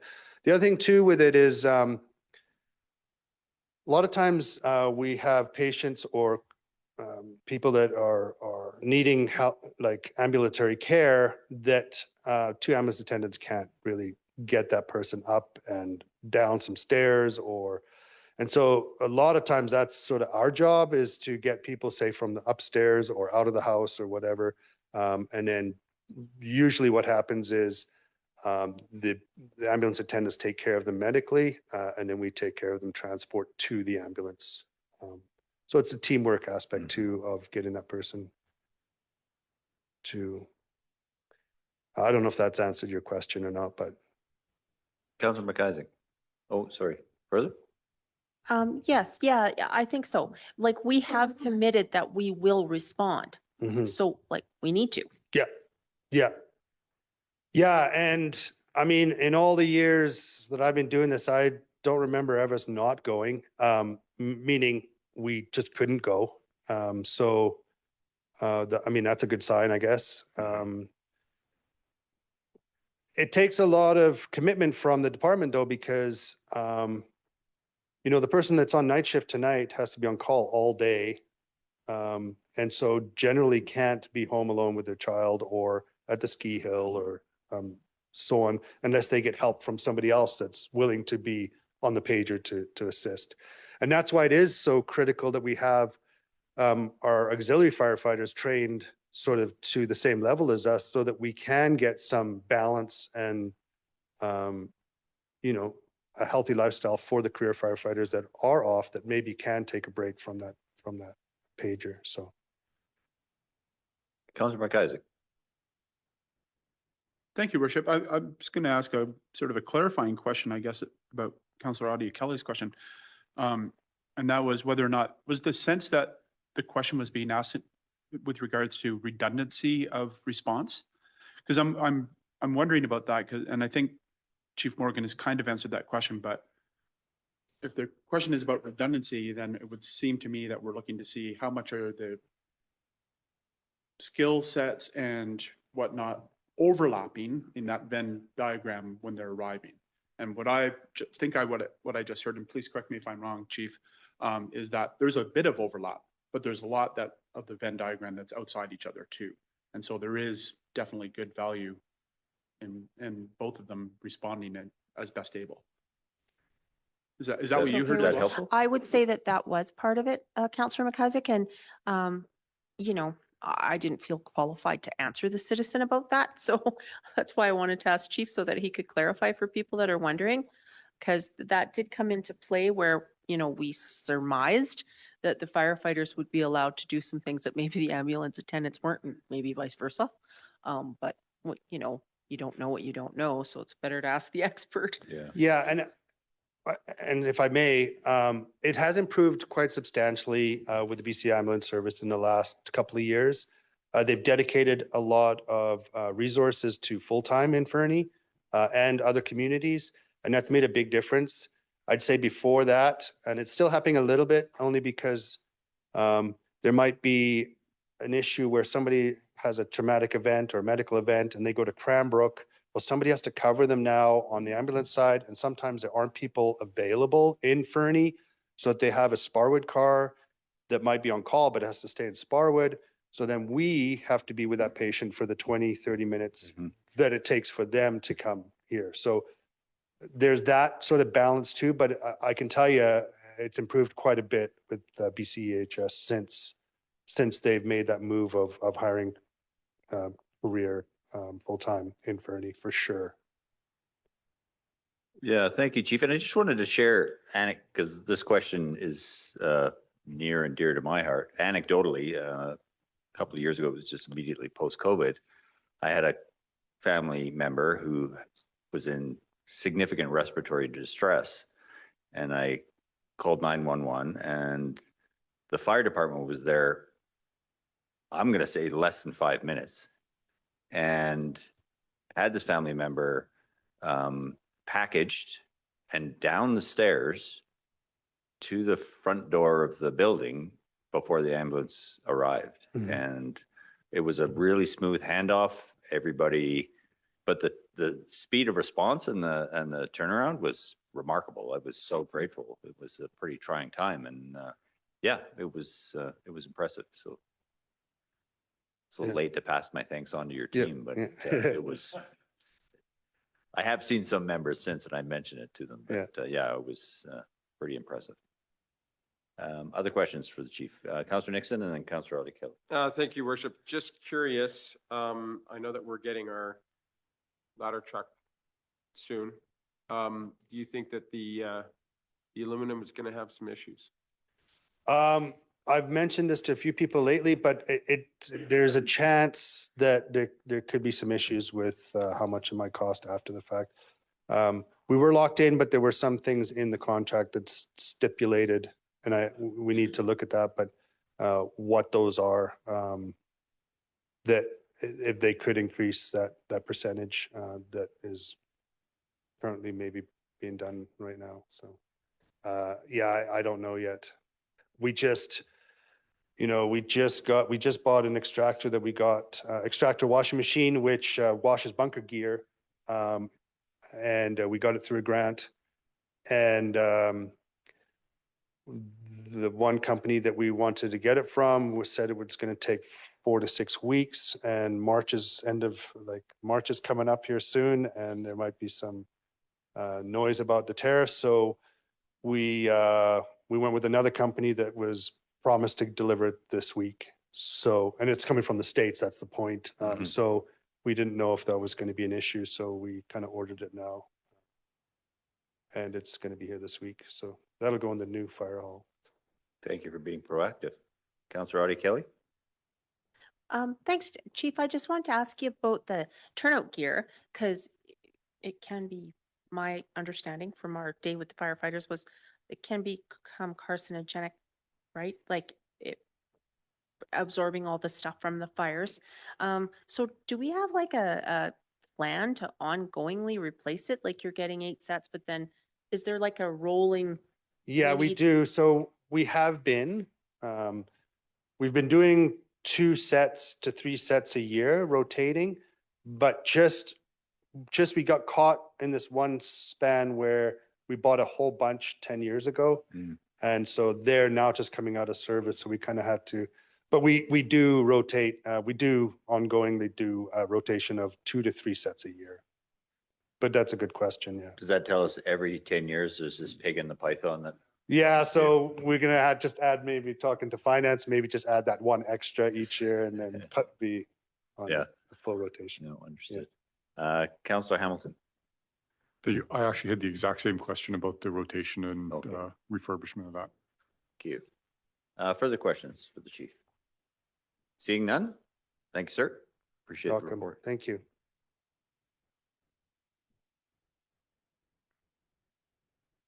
Next is Parks, Facilities, Recreation.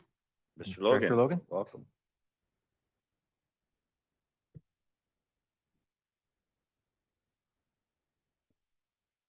Thank you, Council.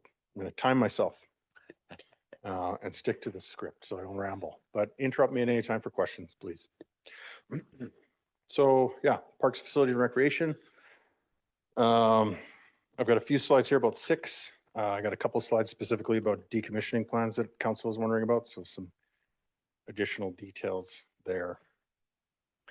So over the last couple of years, capital projects for Parks, Recreation, and Facilities have been limited to routine asset replacements and facility improvements or reports. There's a few reasons for this, such as priority capital projects, lack of capacity from other departments to support, and the absence of up-to-date master planning documents to guide projects responsibly that may have significant financial impacts. Instead, we're constantly working to advance the council's objectives of better understanding our department assets and how we support the services we deliver, their maintenance and replacement needs, and future retirement obligations. Through this work, we are progressing towards an organized approach to maintenance contracts, service agreements, internal asset management or internal asset maintenance, and the development of procedures and policies that support the department staff and assets. The eventual integration of asset management software tools, standard in organizations managing extensive building portfolios, fleet, and multiple complicated assets will be essential to build on and continue this work over time.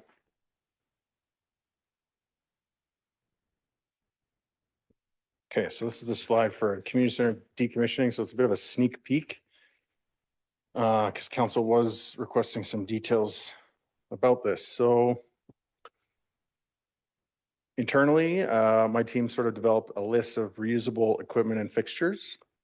When time allows, we're making ongoing efforts to remove this equipment. We've also evaluated other facilities that would benefit from updating or replacing original equipment. And some of these examples are emergency backup compressors or compressor, modern emergency exit lights, fridges, furnaces, LED fixtures, hot water tanks, sinks, and toilets. I had a quick discussion with our insurance provider, MIABC, and they had a number of recommendations when decommissioning the facility, which are securing the perimeter of the site, ensuring that we have no entry signage visible and communicate the risks, board up any glass windows or entrances, and ensure someone's regularly checking the facility by our department staff. We investigated some demolition costs in late 2024, and we discovered that the demolition of the 11,250 square foot community center would cost approximately $1 million. That shocked me as much as it shocks you. Some of those costs included abatement, demo with tipping fees, electrical and mechanical, traffic control and fencing, fees, permits, and staffing. So with this information, we did some further investigation into the hazardous materials. And we now understand that the East Kootenay region does not differentiate the types of lead, leaching or non-leaching before disposal. So this is good news for the city as far as the budget goes to the disposal costs. And we're proposing a $200,000 budget to move the facility closer to demolition and reduce the ongoing operating costs. So we would address the hazardous materials in the facility, not the lead on the trusses, because that could be disposed of at the landfill. But we would address the hazardous materials. We'd complete the highlighted list on the slide, the highlights in the slide, along with revising our insurance coverage, which will reduce the ongoing building costs until a more comprehensive options analysis for the property can be completed. Any questions on that? Councillor Hamilton. Thank you. Do you have a timeline for an options analysis to be completed? And I guess the rest of the project as well? Thanks for the question. Through the chair. So I believe a report coming forward to council on a decommissioning plan would include other departments such as planning, considering our existing policies regarding disposal of property or whatever. That's where I believe like the options analysis would come into play. So, you know, I think through that process, we'd understand if it's a benefit to actually have a bare lot, or similar to what's happening at the old fire hall where, you know, an organization is taking it over and then doing the demolition themselves. So I think those types of things would be sussed out as we go through that. As far as what I just described there, this is ongoing. If we have the budget we're asking for, we would do the abatement right away. We would take advantage of the power that's there, the water that's there, the gas that's there. And then after that's complete, really the work as far as we can do as the city is over, and a contractor would have to do the demolition.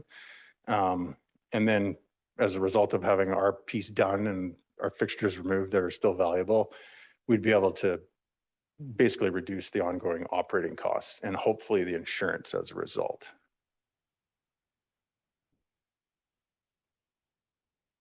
Thank you. Okay. Oh, Councillor Audie Kelly. Thanks, Your Worship. Partly for the community, because there were some statements made about the community center that may not have been accurate. Just going with your $1 million shocking estimate to demo. As I recall, and please correct me if I'm wrong, Director, we were looking at least 2 million plus to rehab that building, correct? And only for a 2 to 5 year timeline, if I'm remembering the reports properly. Yeah, I mean, we didn't fully understand the costs of a reno to get it back up to a standard where council and staff would feel comfortable letting the public back in. And it would exceed the 2 million, I'm sure. One of the biggest issues was, in fact, the flaking lead paint on the steel components, which is a bit of a deal breaker for reusing the facility. It would have to all be remediated, and that would be extremely expensive. The remediation, as I recall, or the renovation was greater than 60% of the replacement cost. Is that? 59.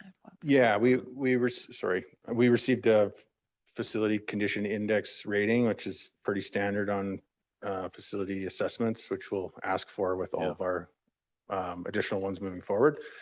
And that is, yeah, just to provide the council and staff with a bit of a measurement tool to see how much investment's required to get it up to a certain standard and whether or not that investment makes sense. And just further, Your Further? Worship, if, Yeah. it also, if I recall correctly too, Director, it didn't include asbestos, lead, and all those things. That $2 million estimate did not include those other things. That's correct. Yeah. Okay. Just the mold remediation was what we were focusing on, and the envelope issues and those types of things, and that we had not investigated in more detail like we have now with regards to the lead and other hazardous material costs. Councillor Shoesmith? Thanks, Mayor Milligan. I'd just like to bring up a cogent point to buttress what Councillor Audie Kelly has said here. All those costs we just heard for the listener at home, I mean, that's the floor. When you start the reno, you know what you need to fix, and that's a set amount of numbers like we just talked. That you'll never find out it's less. You will find other things. Like as soon as we get into that building, there would have been more. So the numbers being talked about are optimistic, to say the least. Understood, yeah. Okay, another demolition project. So the council might remember previous reports and briefings on the status of the ODR, outdoor rink support structure, being a no occupancy. A project using primarily in-house resources will be demolishing the structure and repurposing the equipment. The end goal is to provide water for irrigation and the dirt jump maintenance. All valuable equipment in the structure will be repurposed in other areas, returned to original donors, or stored for future use. Timing of this project is essential to have water supply solution in place for the summer activities at the property. Also, the work and timeline of the Fieldhouse Society project will be considered along with this new society, the Outdoor Rink Society, coming forward interested in a service agreement for the outdoor rink operations.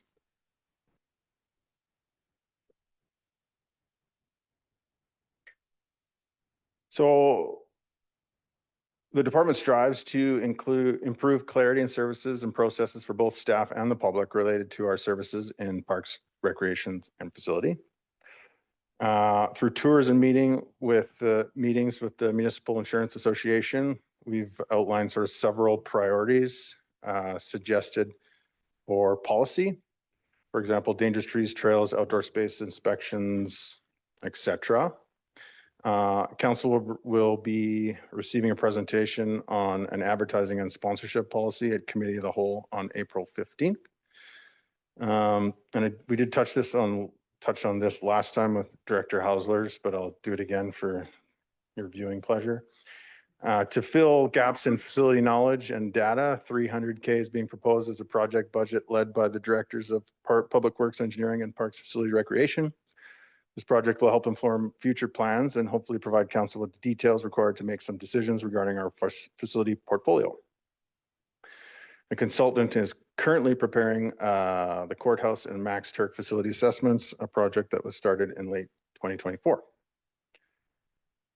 And then every 3 years, the resort development strategy must be created to guide the spending of the resort municipality initiative budgets. And council has directed staff to engage with Tourism Fernie on the next RDS development for 2025-2027. This work has been underway despite receiving confirmation and funding or guiding documents from the province. A report with further direction or asking for further direction from council will be forthcoming and include some financial information regarding the RMI requests to date, also requested by council previously. Our manager of Parks and Recreation will be working to form a collaborative user group to understand needs and improve communication. This group will have no authority over council or staff, but will serve as a sounding board for positive change in recreation and park services. And this is similar to the work I do with the Community Partner Collaborative. Our department also manages multiple contracts and agreements, and we're making efforts to address service areas without written service contracts and expand agreements with community groups and associations to extend service levels when approached and where appropriate.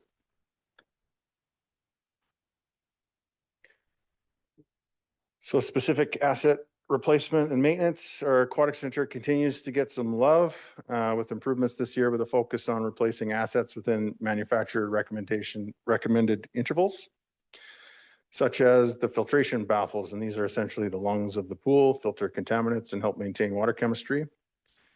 The gutter grates are also needing to be replaced. They're supposed to be replaced every 15 years or so, and they help avoid injury to staff. They get brittle over time. So we're hoping to replace those and then be budgeting in future years in those same intervals. So it's not a surprise. We're also proposing to complete the last remaining section of grout in the main pool this year at shutdown. And other projects like some smaller projects like front door hardware, women's lockers, removing the hydronic heating system and an HRV for our new electrical room, as well as an auxiliary pump rebuild will also be completed. With Max Turk, the decision to retain Max Turk in the city building portfolio has moved that work back to the forefront for my staff. We have 6 troublesome original HVAC units, all that will require replacement in the future. Last year, unfortunately, we misjudged the budget required to replace one of them, and we've carried that forward, that 15K forward into this year and have combined it with some additional funds for a total of 32,000 for a rooftop unit replacement at Max Turk. We're also proposing improvements to the building automation system, including hookups to new and existing rooftop units. We also have in the budget $80,000 towards some window replacements. There has been some replacements over the years, but there's still some original windows, and we're hoping there's ample budget left over to address some of the envelope issues we're seeing at that facility as well.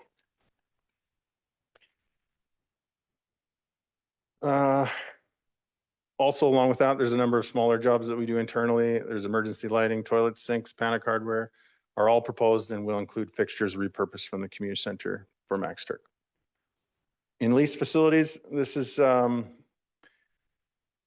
a struggle every year to determine which projects go forward in leased facilities. We have a number of issues in our own facilities and our own recreation facilities that we're trying to address. So at times, I'm sure these user groups feel a little bit left out as far as big budget projects go. But this year, a couple projects for leased facilities are refinishing the library windows and doors, and also installing some additional emergency lights there. At the courthouse, we're hoping to do stage 2 of radon improvements. A while ago, we completed stage 1, and there's some recommendations for stage 2 specific to the basements and rat slabs being poured over dirt. We've got a hot water tank also at the courthouse, front door and window refinishing there as well as second floor asbestos remediation to the tune of $22,000. At the Chamber Vic, we're going to do some gutters on 3 sides so people don't get dripped on the sidewalks. We've got a number of recommendations from our rodent and pest contractor to seal the envelope, as well as we're carrying over some budget and some additional funds to explore some work that the Chamber was chasing for grants with regards to indoor air quality. So we're hoping to use some of that money for some engineering to design a system there for a future project. And at the museum, in a previous 5-year capital plan, there was $60,000 to remove the chimney that's unused on top of the roof, and it's degrading and becoming a bit of a hazard that needs to be removed. And finally, duct cleaning at facilities. So in the past, we've performed duct cleaning ad hoc, and this budget of $65,000 is to schedule regular maintenance of HVAC ducting for facilities. And the reason of why it might seem a large amount to start with is basically to start with a clean slate and build out intervals over time. The pandemic has definitely prompted and encouraged regular cleaning and maintenance of duct systems. And some of these facilities that we want to address this year to start would be our sewage plant, the art station, the operations facility, Max Turk, Memorial Arena, the aquatic center, the library, and the senior center. So all these facilities have a ducting system. I'll note that there's also a lot of our heritage buildings that don't. They rely on a different type of heating system where there isn't blown air circulated throughout facilities. So over time, it's basically going to be something that we'll have to do in other facilities to address indoor air quality issues. Council will also be getting a report fairly soon on City Hall and some outstanding items there, which also include indoor air quality. And that concludes my department slide presentation. Is there any questions? Thank you. Questions from council? Councilor McKenzie. Thank you, Worship. Did you consider getting that Facebook guy for the duct cleaning? He seems pretty cheap. Just kidding. I apologize, guys. I'm gonna ask this question to you, but honestly, I could have asked of almost any area in capital in here, and that is, we have been presented with a fairly extensive list of needs to do for the upcoming year for 2025. But I note that in the spreadsheets that we are bereft of information for the following years, despite this being a 5-year plan. So I'm just going to come to Director Burdett here in very shortly. My concern is that if we have a 5-year plan, we're clearly not including the capital costs for our facilities over the next 5 years. We're looking at this year. And the result of that, as I peruse through here, is I think it gives us a distorted perspective on the amount of money that is available on an ongoing basis. It actually looks like our reserves are going up because there is no money coming out of them. So I'm wondering from your perspective, what is the missing guiding principle or missing pieces of information or missing direction from council or whatever that says, how do we get that actual future look where we see what's coming up in 2026 and 2027, 2028, 2029? Is my question fairly clear about what I'm looking for? Okay, thank you. Yeah, so just to recap, the question is, how come you're not being provided with 5-year capital plans now? Sure. Okay. So, yeah, I mean, I got to take some responsibility for that for sure. And from my perspective, it all boils down to good data and a place where it is held centrally. So I've been pushing for a software solution where we can store this information and use it moving forward to inform budgets. My team's done a lot of work behind the scenes, like capturing all of our assets and the maintenance they want to do to it. And we just need a system to help guide that. Timing is difficult to get when you're a city employee. There's a lot of things that crop up. You have the best intentions to provide 5-year capital plans, and then your community center shuts down, or outdoor ice becomes a big issue. I could come up with a number of excuses, but at the end of the day, we should be providing the council with better financial information, and that is the intention behind the $300,000 project, to fill that information gap. So you are looking at your portfolio and what it's going to cost to maintain for the next 10, 20 years, hopefully. And it will inform those reserves and how much you should contribute to be able to afford these for the next 20 years. And that's the information we're hoping to bring back to council. Further? Thank you. That's more or less the answer that I was expecting to get. And I certainly appreciate that there's a lot of thought going into what is the best way to solve this problem. I am concerned, however, though, that we're effectively going to be asked in a short period of time to approve a 5-year budget, knowing that we actually don't have any information beyond this year. That's troublesome for me. So I realize that, by the way, I apologize, I'm picking on you, but honestly, any person, any director standing at that podium, I could have asked the same question, because it's pretty much all the same level of white space beyond this year. And I know that this is very challenging to be predictive about what those things are. But what I would ask is, do we have the ability right now, as an example, to go back and look at the last 5 years of costs for Max Turk, or the last 5 years of costs for the library, or for example, and make an estimate of what the average cost of investment is going to be over the next coming years? That, doing them over a whole series of facilities, yes, I recognize that that's probably a little bit of work, but it's spreadsheet work. It's not going to take that long, and it's guesstimating, and it's still not going to give us great answers, but I still feel like it's better than an answer of 0, which distorts our perspective of the future. So again, I don't want to pick on you, Director Logan. This is not solely your thing, but I'm looking at your sheet and listening to your things. And I think why it's impressed upon me so much right here, especially in your presentation, because it is thorough. You are clearly looking at all of the details associated with all of our facilities and trying to make them the best possible. And then that lack of future input that lets us provide you the feedback and the support to get those things there, it's missing. So I just want you to know, Director Burdick's going to also get an earful about this when we get to him on the reserve thing. He has his hand up. Oh, very good. Mr. Logan, did you want to speak first, and then? Sure. Yeah, I hear you loud and clear. Just to explain a bit of my experiences, I've worked here for 6 years.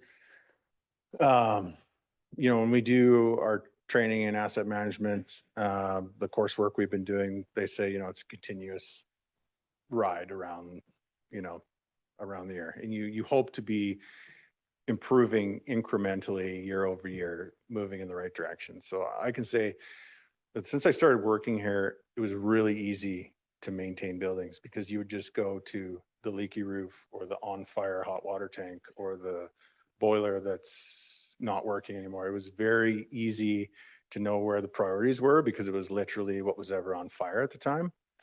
And I have to give props to the team that's around me and the rest of city staff. Like, we've transitioned to that, to now being a little more proactive in our maintenance. We're getting our ducks in a row as far as maintenance contracts. We understand what the assets need over the year in order to maintain them to a certain state. But now the missing piece, as you've pointed out, is what are all these things going to cost us in the future? And like I say, incrementally getting better year over year. I feel like we've come a long way from when I first arrived here 6 years ago, and it may not look like that on paper, because you're not seeing sort of that work in a 5-year plan. But I believe that the assets in the facilities we own are in a better state than they were 6 years ago, and we have more understanding of what it takes to maintain them and those costs. But we've kind of kept them to ourselves. It's not in a 5-year capital plan. Mr. Burdick? Thanks, Mayor Milligan. Thanks for the question, Councillor McIsaac. It's my turn to take some responsibility now. And, you know, council's been hearing a lot over the last 2 years about the lack of data we have specific, like especially with facilities. And so the lack of a 5-year plan is partially intentional to really drive that home, that it's still very reactive what we're fixing and what we're, you know, using Mr. Logan's team's extensive knowledge on what needs to be replaced is what drives this year's plan. And my role as ultimately as the person that's responsible for the overall 5-year plan, nobody feels more uncomfortable than I do with our lack of data. Having said that, you know, there are some reserve funds that we do feel quite comfortable with the projection, like vehicles. You know, the plan for water and sewer is pretty solid based on our regulatory requirements. What that might entail in another 3 or 4 years from now, we don't quite know yet. We're still working on that. But yeah, facilities absolutely is a big gap. And I don't disagree with, you know, using 5-year history to populate the next 5 years. It would be very rough math, but it's something. And you know, this all ties back to your question last week about withdrawing $8 million from reserves and only putting in 4, and how long is that going to last and when?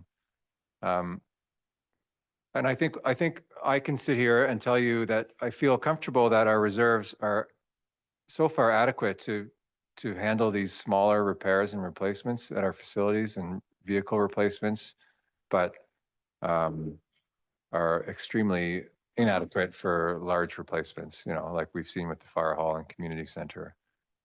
So I can absolutely put in that averaging for the next 4 years, and that's actually quite easy to do, and it can be in council's next version of the binder.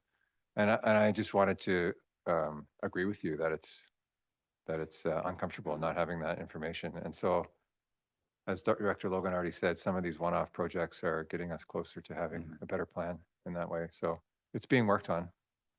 Further? Thank you, Worship. Just one press. Thank you, Worship. I guess I'd like to turn the direction of my questioning then back to the rest of council as opposed to staff.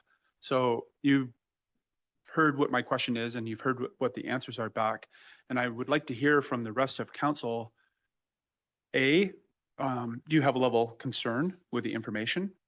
B, are you happy with the proposal of guesstimating the numbers based on historical cost in order to give us some kind of rough idea of what future costs might look like in approving the 5-year plan? I'd really like to hear from the rest of council whether or not they're, A, are we happy? Are we good with moving forward with the data that we have? Will we like some changes to that and so on before we get to the approval of the 5-year plan? Comments from council? I'll go around the horseshoe if nobody's volunteering. Councillor Hamilton. I'll certainly volunteer my thoughts. You know, I share the sentiment of it's difficult to approve a 5-year plan when we don't know 4 years of those 5 years really. This is year 6 that I've been sitting here in this seat, and it's always been like this to a large extent. So, you know, I am comfortable moving forward with it this year, but I certainly, if I'm understanding kind of the subtext of what Councillor McIsaac is positing or questioning, is something needs to change, and we certainly need better data. You know, I'm fully in support of the bigger projects to go and acquire that data. I think this year has been especially eye-opening to council, to the community, of the infrastructure deficit and the need to actually invest time, money, and energy into figuring out what the lifespan of a lot of our facilities are. And, you know, are we on the cusp of having to shut down half of our city municipal facilities because they've reached end of life, and we have not budgeted accordingly for maintenance and upkeep. So to answer the direct question, I am comfortable with it, with the caveat that part of this year's budget is going out to get that more information. So next year, we're not having to ask the same question. Other comments? Councillor Audie Kelly, then Councillor Nixon.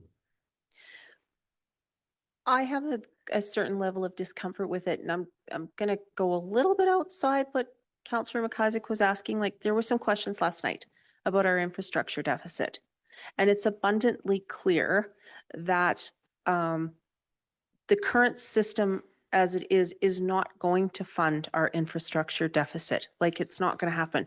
We couldn't have a high enough tax rate to cover the millions and millions and millions of dollars of deficit we have.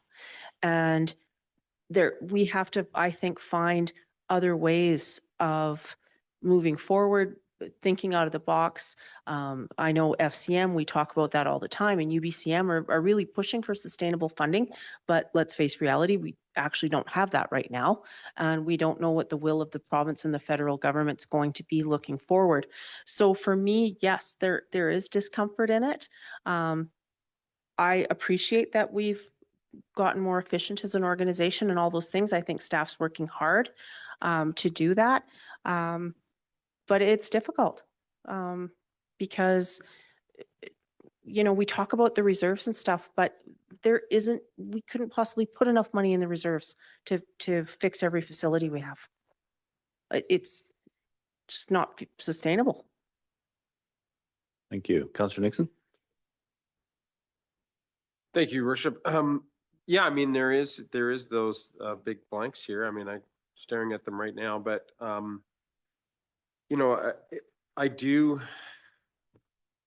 you know, in the last election in 2022, I ran again because I trusted our staff and I wanted to support our staff in the rehaul of Fernie 2.0. I mean, it's we saw in the last one, we were uncovering so many issues with all the facilities, with our record keeping. We were talking about that earlier today. With our infrastructure deficit. And that's one of the main reasons why I ran in 2022 was to continue supporting our staff. And I do trust that these numbers will get filled in someday. And I think that the $300,000 project is going to, it's going to be great. So yeah, that's about it. Thank you. Councillor Shoesmith. Thanks, Mayor Milligan. A couple thoughts on this. I can collect them for a second. I wasn't so much bothered by the blank spaces in there as I just kind of understood that's as far out as we'd accurately projected. And I would view it as being a mug's game to attempt to pretend we're more accurate or more knowledgeable than we are. I mean, as has been remarked, we've got an improving data set that is fairly poor, but it is getting better. So directionally, I like the way things are going with that. And I would rather have an honest, yes, we're not quite sure exactly what we're going to need it for line. Like, that makes sense to me. Because the future is uncertain. We've got uncertain international tariffs. We've got uncertain natural disasters, uncertain inflation rates, all sorts of deals. And a lot of these buildings that we have may last a long time, or they may certainly not. And we're not in control of or knowledgeable about any of those things. The best we can do is prepare for something. To Councillor Audie Kelly's point, I mean, the scope and scale of this is absolutely insane. The challenge we'll be facing as each different thing ages out and finds itself in the same place as the community center is, frankly, it keeps me up at night. But I don't see any issue with the fact that the 5-year plan doesn't have an accurate projection on year 4 for what we're going to do for heating and plumbing. Like, it doesn't bother me in the least. I understand that that's uncertainty in the future. Thank you. A couple of questions actually for Mr. Burdett, maybe. I like you're thinking, Councillor McIsaac, like our past performances is particular future performance in terms of this notion of guesstimating or giving a rough average. But I'm just wondering, Mr. Burdett, in your mind, is the last 5 years, there's been some wicked fluctuations in costs through inflation. Will that provide us a reasonable estimate of what the future looks like?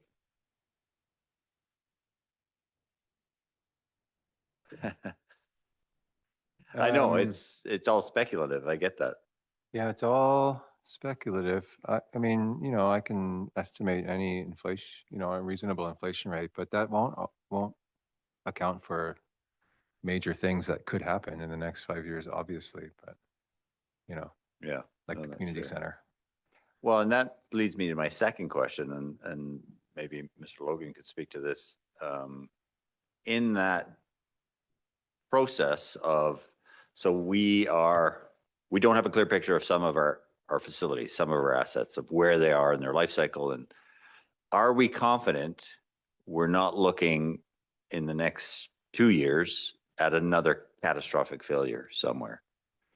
Do we know enough about our facilities to say none of them is going to fail like the community center?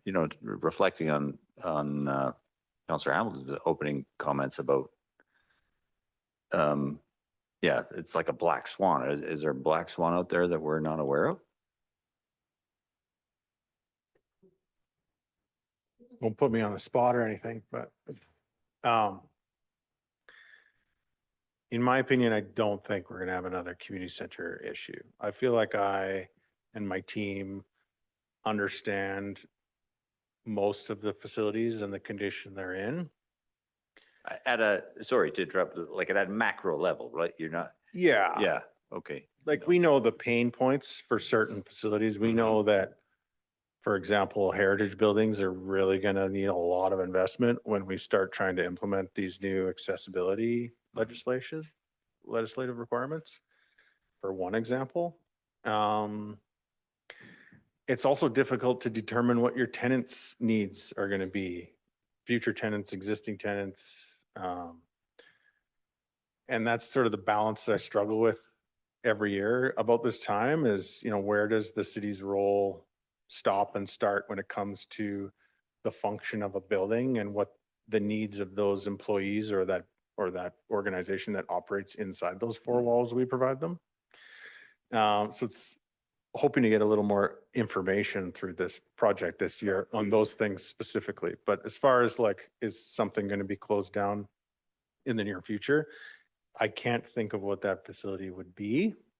However, there are concerns, for example, like the courthouse, it's 100-year-old plumbing. We have to do things annually, like 3 times a year, clean out the plumbing so we don't get backups because the pipes are corroding in on themselves and they require some cleaning in order for them to remain functional. So it's things like that that concern me, that might come with a hefty price tag of all of a sudden we don't have washrooms in that facility for the tenant we have in there. And that's a bit of a deal breaker as far as, someone who's paying for the building. And we'd be obligated to address that. Mr. Boranowski? Thank you. Through to council. I think when we think about facilities, we often think of facilities like this. We have to also recognize that our facilities like our main sewage pumping station, that's a facility. And Mr. Heisler has been working on a 20-year capital plan and analysis of all of those types of facilities as well. That is included in this major project. The data we have right now shows the facilities that are aged out and that are failing and that are pain points or that are end of life. And that's why we have advanced the specific recommendations on grants to apply to and advanced designs to become shovel ready. So there's a lot of proactive work in the last 2 years of identifying what are those potential black swans and to try and gray them up a bit by being proactive and having a design, understanding we don't have that money in our pocket, but getting the right designs and waiting for the right grants to be able to fund them. Thank you. Councillor Audie Kelly? Thanks, Your Worship. Director, would the project be looking at all at facilities that you might recommend we divest? Yeah, the intention of getting that data is to provide the facility condition index rating at the end, and then you can sort of score all that as a bunch of facilities in our portfolio and which ones are providing value to citizens and which ones maybe are doing less of that. That's the goal, that you can get a whole big picture of everything we own and the condition of it all and the cost that it's going to take in the next decade or two to make some tough decisions on what buildings we may keep, new lease agreement structures, new models of operating, like whatever it might be, creative solutions for that. I did want to note, back to your question of just what's the ticking time bomb or the next community center. Over the 6 years I've been here, and I don't really think about Director Hausler's buildings as much, and starting to more. We're starting to work a little more collaboratively using department resources back and forth, which is a good thing. But we have successfully decommissioned the old fire hall. The community center is next on the list. We had 3 public work buildings that were knocked down and condemned. Am I missing any? So that's pretty significant in 6 years. So I wouldn't expect another wave of that coming forward anytime soon, just to add a little bit more color to that. No, I appreciate that perspective. Thank you. Councillor Hamilton. Thank you. Just a question that's maybe getting a little into the weeds, but just so I have a better understanding, you gave the example of the courthouse and cleaning the pipes and everything. Is that maintenance, does that go into the operating budget annually, or does that kind of go into capital because it has a longer lifespan when you're cleaning it out and fixing segments of pipe, or is that what you're doing? Thanks for the question. So yeah, that would be the operating budget. So the repair and maintenance line item there, the 092 or whatever, either it's paid for using in-house resources or a contractor. And in this case, we use a contractor to clean those pipes. We try and schedule it regularly so we don't have the backups and the complaints from the tenants. Yeah, and as time goes on, we're finding more of those things that need to be done in order to avoid a bit of a, not a catastrophe, but a bit of a situation that's going to put us between a rock and a hard place where I'm going to have to come to council and ask for, who knows, $100,000 to redo the plumbing. So, but we can't do that forever in that example of the plumbing. We can't continue to rotor it 3 times a year and think that that's going to be sustainable forever. So eventually those types of things are going to have to be addressed. And that's what I'm hoping to capture through this data and financial projections in the future. Thank you. Councillor McIsaac. Thank you, Worship. And thank you all. I appreciate the discussion. I want to echo Councillor Nixon saying my questions are not from lack of trust in staff. No, in fact, quite the opposite. Yeah. In fact, if I didn't trust the information that I was getting, I wouldn't bother asking the question because I consider it a waste of time. So I do really appreciate it. I am trusting of staff and appreciating the input. I appreciate the discussion. I did want to impress upon staff and everyone else that we can't do good governance decisions without good information. And they're not all short term. Some of them are long term, and so we need some of that information. And we definitely don't want to be sitting here with another facility shut down while we're all holding our hands up going, how does this happen? Right? Like that we don't want to see that happen again. And as I've said before at this table, for me, the real issue is the reserves. And right now, if I look at what's been presented, in 2029, we're going to have $25 million sitting reserves. We're dandy, right? Like let's start buying stuff. But the reality is what's being shown in the data right now is contributions to reserves without any reductions. And so it is giving a false impression of both of our situation, but also a false impression of our confidence in the situation.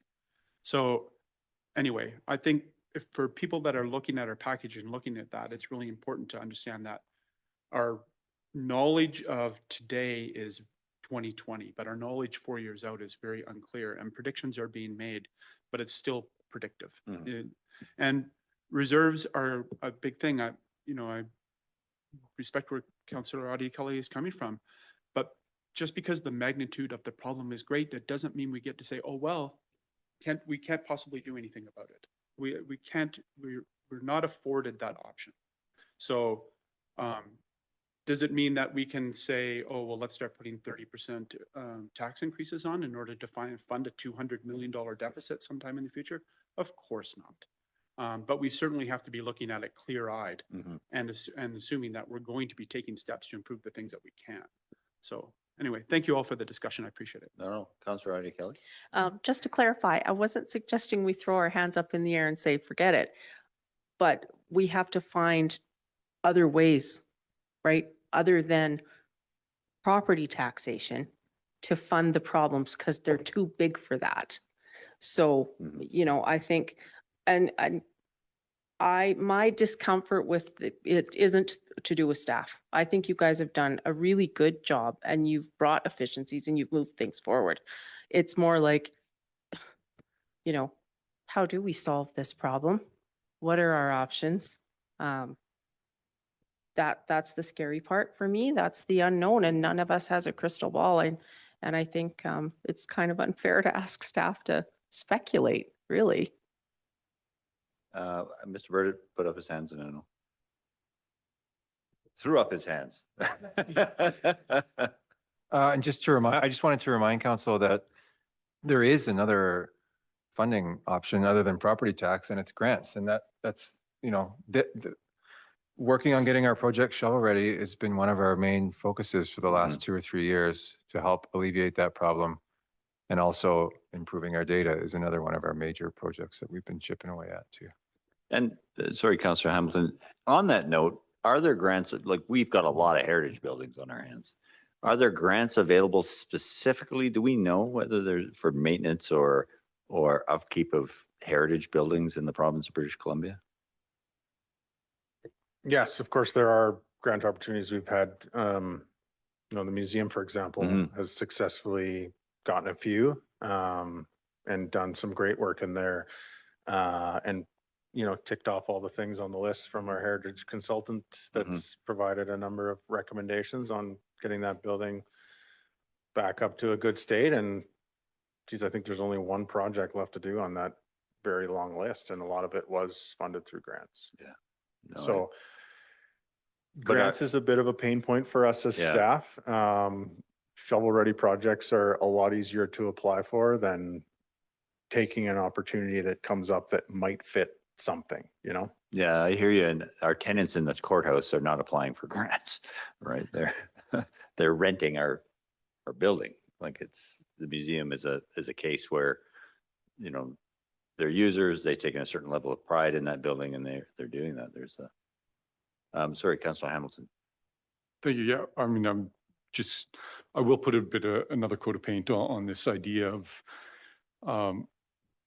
we as a political body, and I heard it from 3, maybe 4 people last night at the Chamber of Commerce event, of having the political courage to, you know, maybe it's not a 30% tax increase every year, but making sure that we're investing that 1 or 2% of tax increase into our reserves, into projects to have the data to know what is reaching end of life and to progress projects to a shovel-ready state so that when grants come up, we're ready to pounce on them, because that's how we're going to do it. You know, it's true. It's like $200-300 million infrastructure deficit is insurmountable, but us getting ready to have $100,000-200,000 to get a project to that, shovel state is money well invested.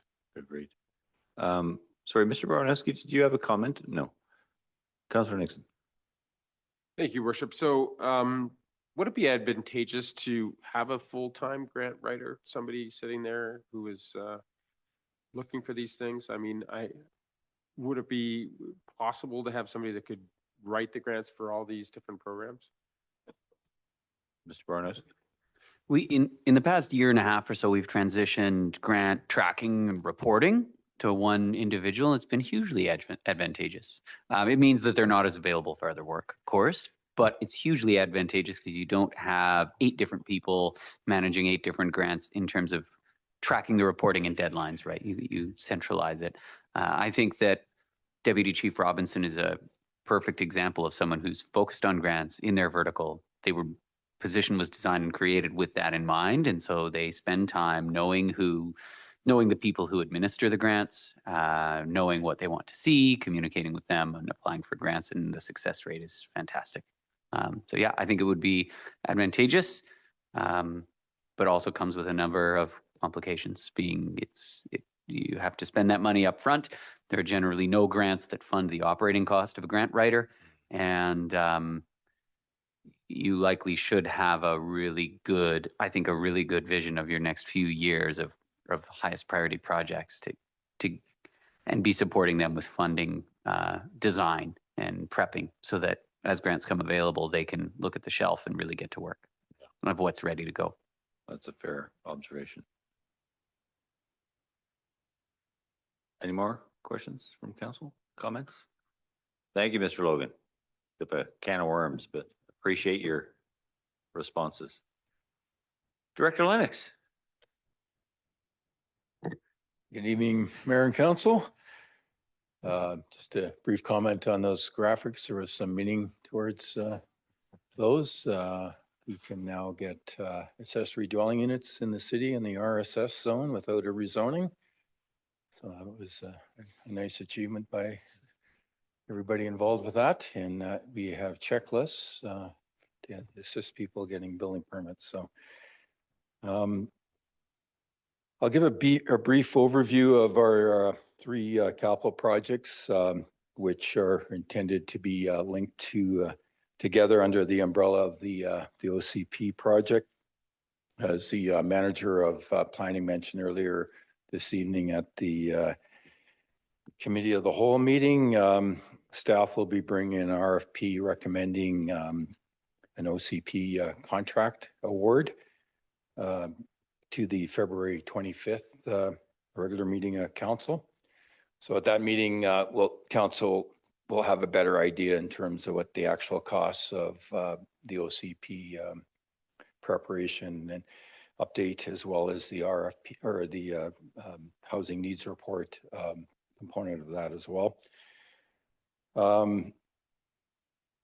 Before I provide a synopsis of these capital projects, I wish to highlight that the city was successful in receiving a grant of approximately $176,000 from the Ministry of Housing's local government housing initiatives funding program. So this is significant because there's two projects that are capital projects that are eligible for funding under this grant program. So that's the housing needs report and the sanitary and water infrastructure capacity analysis. So sorry, Director. That as a funding source, that grant doesn't show in our workbook. Is that? Mr. Burdett? Thank you, Mayor Milligan. That's been caught already and fixed and will be in council's binder version 2 as just a change in funding sources for these projects. Okay, thank you. Thank you. Sorry, Director Lennox. Yeah, so just to elaborate on this grant, staff has already submitted a financial report to the province for approximately $15,000 to cover the preparation and adoption of the RSS zone that I just mentioned. Yeah. The adoption of that particular bylaw. So the grant would be if the province accepts that request and gives us the money, the grant would be reduced down to $161,000 or just over that. So in terms of the sanitary and water infrastructure program, the city has received a proposal from an engineering company that the manager of engineering has been working with them. So we will have a better idea, I think fairly shortly, exactly what the cost to do that particular study will be. I know that she's quite anxious to move forward with that project, so council can expect some movement on that. So we will have an idea of what that will be and how much that will take in terms of the grant and bringing the grant down. So again, the grant will cover that project, which is a great thing. And it will also cover the housing needs report component of the OCP update. So just to recap, as I mentioned a few council meetings ago, due to the 2023 amendments to the Local Government Act, changes were made to the timing requirements for these housing needs reports. Municipalities have to complete them or had to complete them prior to last year. We did that, and just to recap again, or refresh council's memory there, for the interim housing needs report identified that the required number of dwelling units over 5 years from 2025 to 2029 is 551. So that would equate to 110 dwelling units per year. And then thereafter, if that was met, over the next 15 years, it would be 87 units per year. And based on that, and also the regular housing needs report that I'll get into, that council has to, or municipalities are required to amend their official community plans to accommodate that type of density increase by December 31st, 2025. So to better inform the OCP update and to augment it, what council calls regular housing needs reports, we're going to be part of phase 1 of the OCP update. So that's the capital project that I mentioned. The regular housing needs report will help the city better understand our current and future housing needs by identifying existing and projected gaps in housing supply, but collecting and analyzing quantitative and qualitative information about the local demographics, household incomes, housing stock, and other factors. So the phase 1 OCP update will entail preparing housing policies, map schedules, and land use designation to permit the number of housing units that I mentioned needed over the next 20 years. And it would include housing policies for affordable housing, rental housing, and special needs housing. And again, this will lead to the amendments that are required prior to December 31st, 2025. Given that these housing needs reports will seek qualitative data in addition to demographic and economic data. Expected that in phase 1 that there'll be an official community plan advisory committee set up, and terms of reference will be drafted. So that committee, as Councillor McIsaac may remember, we established in the 14 OCP, and it would consist of, for example, members of the for-profit and non-profit housing providers in the community to provide input on that housing needs report. And also there'd be a communications and engagement plan expedited to facilitate engagement with the community at large. So in addition to the housing needs report, as I mentioned, there's a sanitary and water infrastructure capacity analysis will be conducted, and that'll be done in tandem with the phase 1 of the OCP.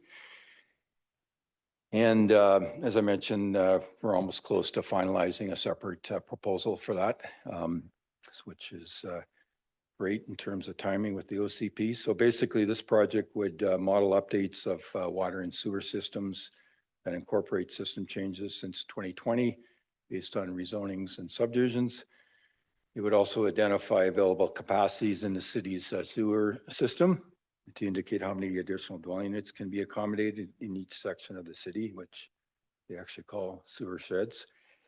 It would also assess the water distribution systems, the capacity to service the RSS zone, as well as the allowable density in the R3, R4, and R5 zones, using calculated FAR flow criteria to identify deficiencies such as FAR flow and hydrant coverage. So the way the capacity analysis is tied to the OCP is it would provide the technical foundation for updating the following map schedules, housing capacity schedule, by city development areas, the water system master plan and the sewer system master plan. These are requirements in the Local Government Act that need to be done. So it's an area that is a bit weak in our existing OCP. So it's good that we again have that technical foundation to improve those those schedules that will help meet our excuse me, our housing unit requirements, as well as assist developers when they come into the city, that we have, you know, reliable data that they can look at and see, you know, okay, this is an area of the city that has water and sewer capacity, or there's a red flag here and I got to do more data or analysis to come up with improvements. So that concludes my presentation on the OCP aspect of it. I have some comments on planning operating projects, but if anybody has any questions about where we're going with the OCP update, again, I just want to highlight that the costs for the housing needs report and the capacity infrastructure capacity analysis will be covered by that provincial funding source from the Ministry of Housing. Thank you. Questions from council? I'm curious, Director Lennox, you talked about phase 1 of the OCP and phase 2 of the OCP. So, and we haven't yet seen the RFP award. Yeah, that would happen in the February 25th. Okay, so will that give us an indication potentially of phase 1 will be this long and cost us X? So let's, for argument's sake, phase 1 will run till December 2025 and will cost X. Phase 2 will begin in 2026 and cost Y. And I guess it's reflecting on a question that was asked earlier. Because it's phased, is there an opportunity to slide some of those costs into a different budget year? Yeah, I think there could be some potential for that. The proposals that we've looked at definitely provide a schedule. Okay. And just for council's edification, and I didn't get into the phase 2, but just in general terms, the phase 2 overall OCP update would include a technical review and what they often call a plan audit and gap analysis, which include growth projections of the community. There'd be more robust public engagement in regard to looking at the reviewing the current vision in the plan and the guiding principles, objectives, and policies of the existing OCP, and determine what changes arise from that based on changing public values and priorities. So that's, you know, obviously an important component of the public engagement. And then there's several other map schedules that need to be updated. For example, there's a parks and open space and trails schedule. So, you know, working with Brett there, or Director Logan, you know, we would obviously update that. And then there's the other important one that I mentioned that is somewhat lacking in our OCP right now is the transportation network plan. So that would be reviewed in the context of our active transportation master plan, for example, and any other viewpoints in terms of whether there should be any future bridge crossings or, you know, anything major like that. So yeah, there's also often within OCP, there's an implementation plan and a timing for that. So that would be, I would expect to be included. And then also just a general overview of whether or not we've met all the legislative requirements, because the Local Government Act lists a bunch of things that we need to do. So in order for it to be a legit OCP update, you know, we need to make sure that we cross all those T's and dot the I's there. So of course. Maybe to Mr. Burdett then. So when we've seen that on the 25th, because we don't do accrual accounting, if we commit to that RFP, we don't have to take the hit necessarily this year. We can take the hit when we spend that money. So we may be able to move some of that money out into a future year. Is that a possibility? Yes, it's a possibility, but I just wanted to maybe ask you a question. Are you thinking about it, like affecting this year's tax rate by pushing some into next year? Is that? That's one potential outcome, yeah. Oh, okay. Because the only point I wanted to make is that it is kind of a capital item, so it would affect our reserves, but not like it doesn't affect our Okay. shortfall for this Yeah. year. Okay, no, that's fair. Another question in our workbook. So we're doing an OCP, great document, great. It's going to look at pretty much everything we do in terms of planning and zoning, et cetera, et cetera. But we've also got a Parks and Rec master plan, and it feels like that should wait until the OCP is done. Just an observation. Like you'd want to get the OCP done, set that philosophical framework, and then do your Parks and Rec master plan. Yes, I would. No, I disagree.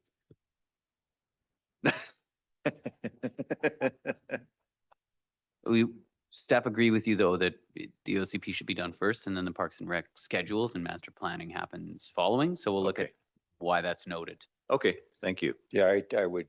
Ha. Agree with that.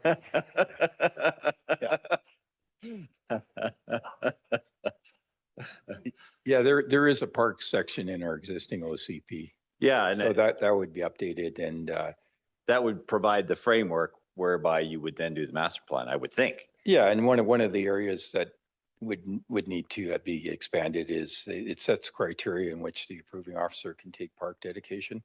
Okay. So it's something that needs to be looked at in the context of this new update. So that's an important component of that. Thank you, Mr. Lennox. Other questions from council? Councilor Audie Kelly. Just because I've been getting questions about the lands inventory and stuff, will that be part of our OCP process too, Director? Like, our publicly owned lands inventory and what we might do with them in the future? Is that something that is typically in an OCP, like for growth projections and stuff? Yeah, that could be included. I mean, there is, something as basic as land use designations, that set, whether it's open space or, some type of residential type of designation. So in terms of what I was talking about with the vision that we would solicit from the community, for example, there's a piece of ground up in Parkland Terrace that's designated parks right now that may have some potential for residential development. So we would look at that and say, well, you know what, there's already Sparling East Park developed now in Parkland Terrace. Maybe it's redundant and we should look at a residential land use designation. So that's like a practical example. Thank you.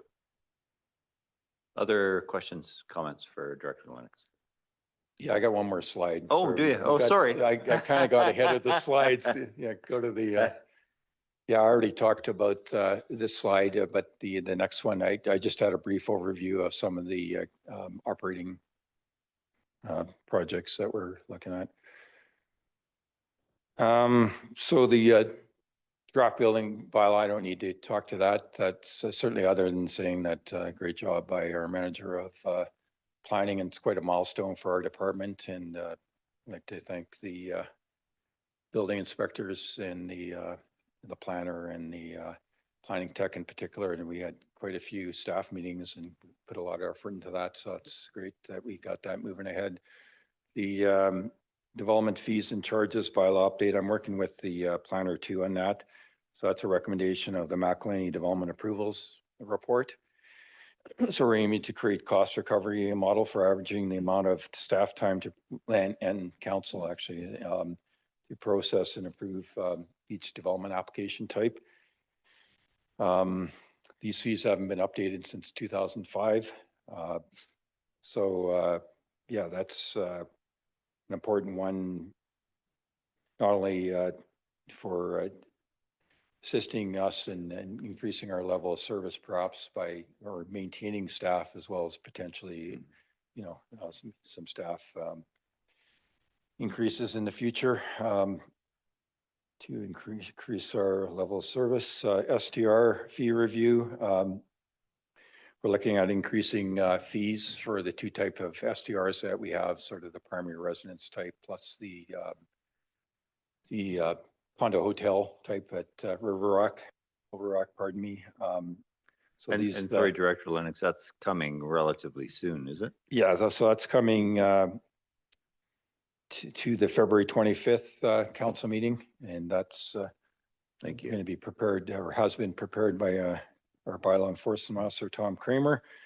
So that would cover, staff time related to enforcement and just administering the intake of those particular licenses, as well as the Granicus enforcement platform. Cloud permit implementation that's been discussed earlier this evening. I just want to point out that staff did meet with the district of Sparwood, graciously hosted them and provided them some training in practice there. So that was a couple of our staff did that a couple of weeks ago. So it was very useful. And then we have two public service or public sector developments that are coming on stream here and moving along nicely. The mixed use project at the old fire hall site, 44 dwelling units, 3,000 square feet of commercial space. The development permit is pending issuance there, and we're awaiting the submittal of the building permit demo permits. We're got a program to remove whatever storage we have within the old fire hall, so it's moving ahead. Childcare affordable housing project at Pine Avenue. There's 27 dwelling units there, 98 child care spaces. So that they've submitted a building permit and a plumbing permit, so we're reviewing that right now. And then finally, the field house project will, as a required or as needed basis, review any variances that maybe arise from that, possibly related to parking and height. And then obviously a building permit will have to be issued for that. So that's all I got. Thank you, Director. Further questions for Director Lennox? Councillor Shoesmith. Thanks, Mayor Milligan. Do we have a timeline for when we expect the short-term rental review to come before us again? Yeah, it's coming towards the February 25th council meeting for the fees. And then we're also bringing another report looking at what other jurisdictions have done to monitor and enforce SDRs. For example, Nelson has a per block cap that we'll bring to council for discussion purposes. Yeah, that's coming on March 18th. Well, thank you very much. I'm excited about that. Yeah, so we are as well. Thank you. Other questions for Director Lennox? Thank you, sir. Okay, thank you. Appreciate it. Mr. Burdett? Thank you. Now on to finance. Most of what finance does is focused around daily transactions and monthly legislative requirements and returns and things like that. But we do occasionally get some time to move some projects along.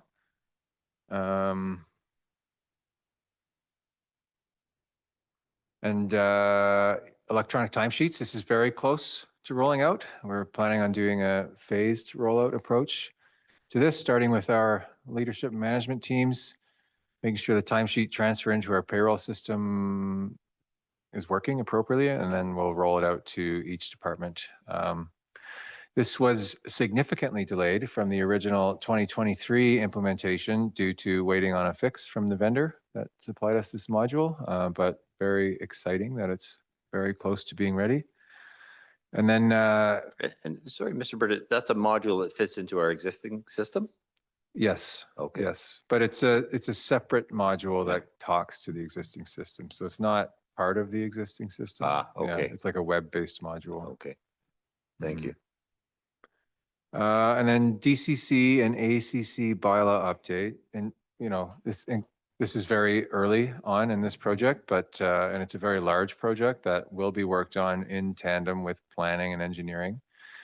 It'll be done, especially on the engineering side, sort of in conjunction with updating our modeling as a result of the OCP update and also the utility capacity SSMUH project that was on one of Director Lennox's slides.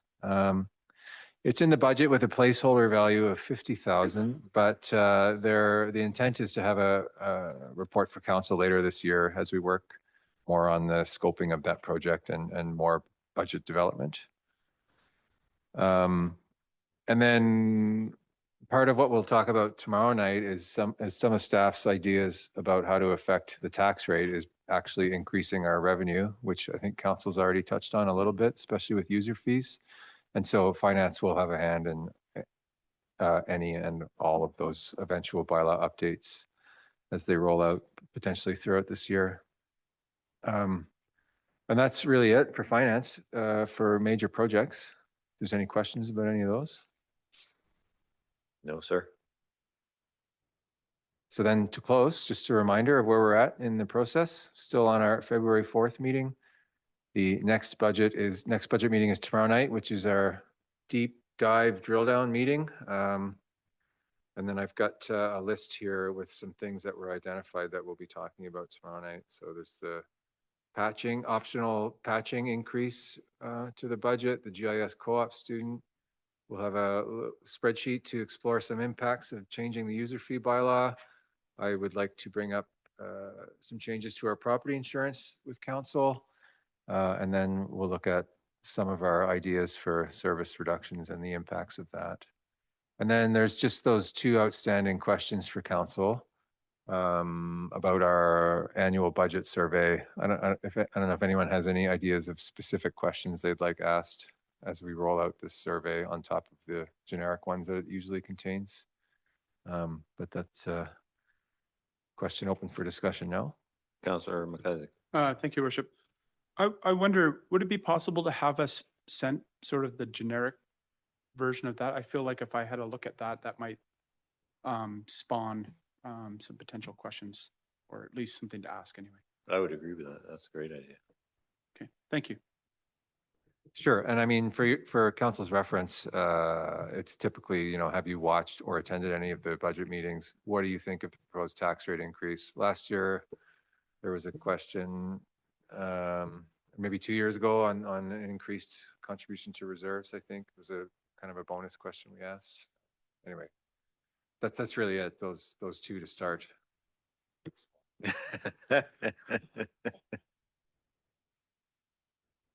Thank you, Mr. Burdett. Any further questions?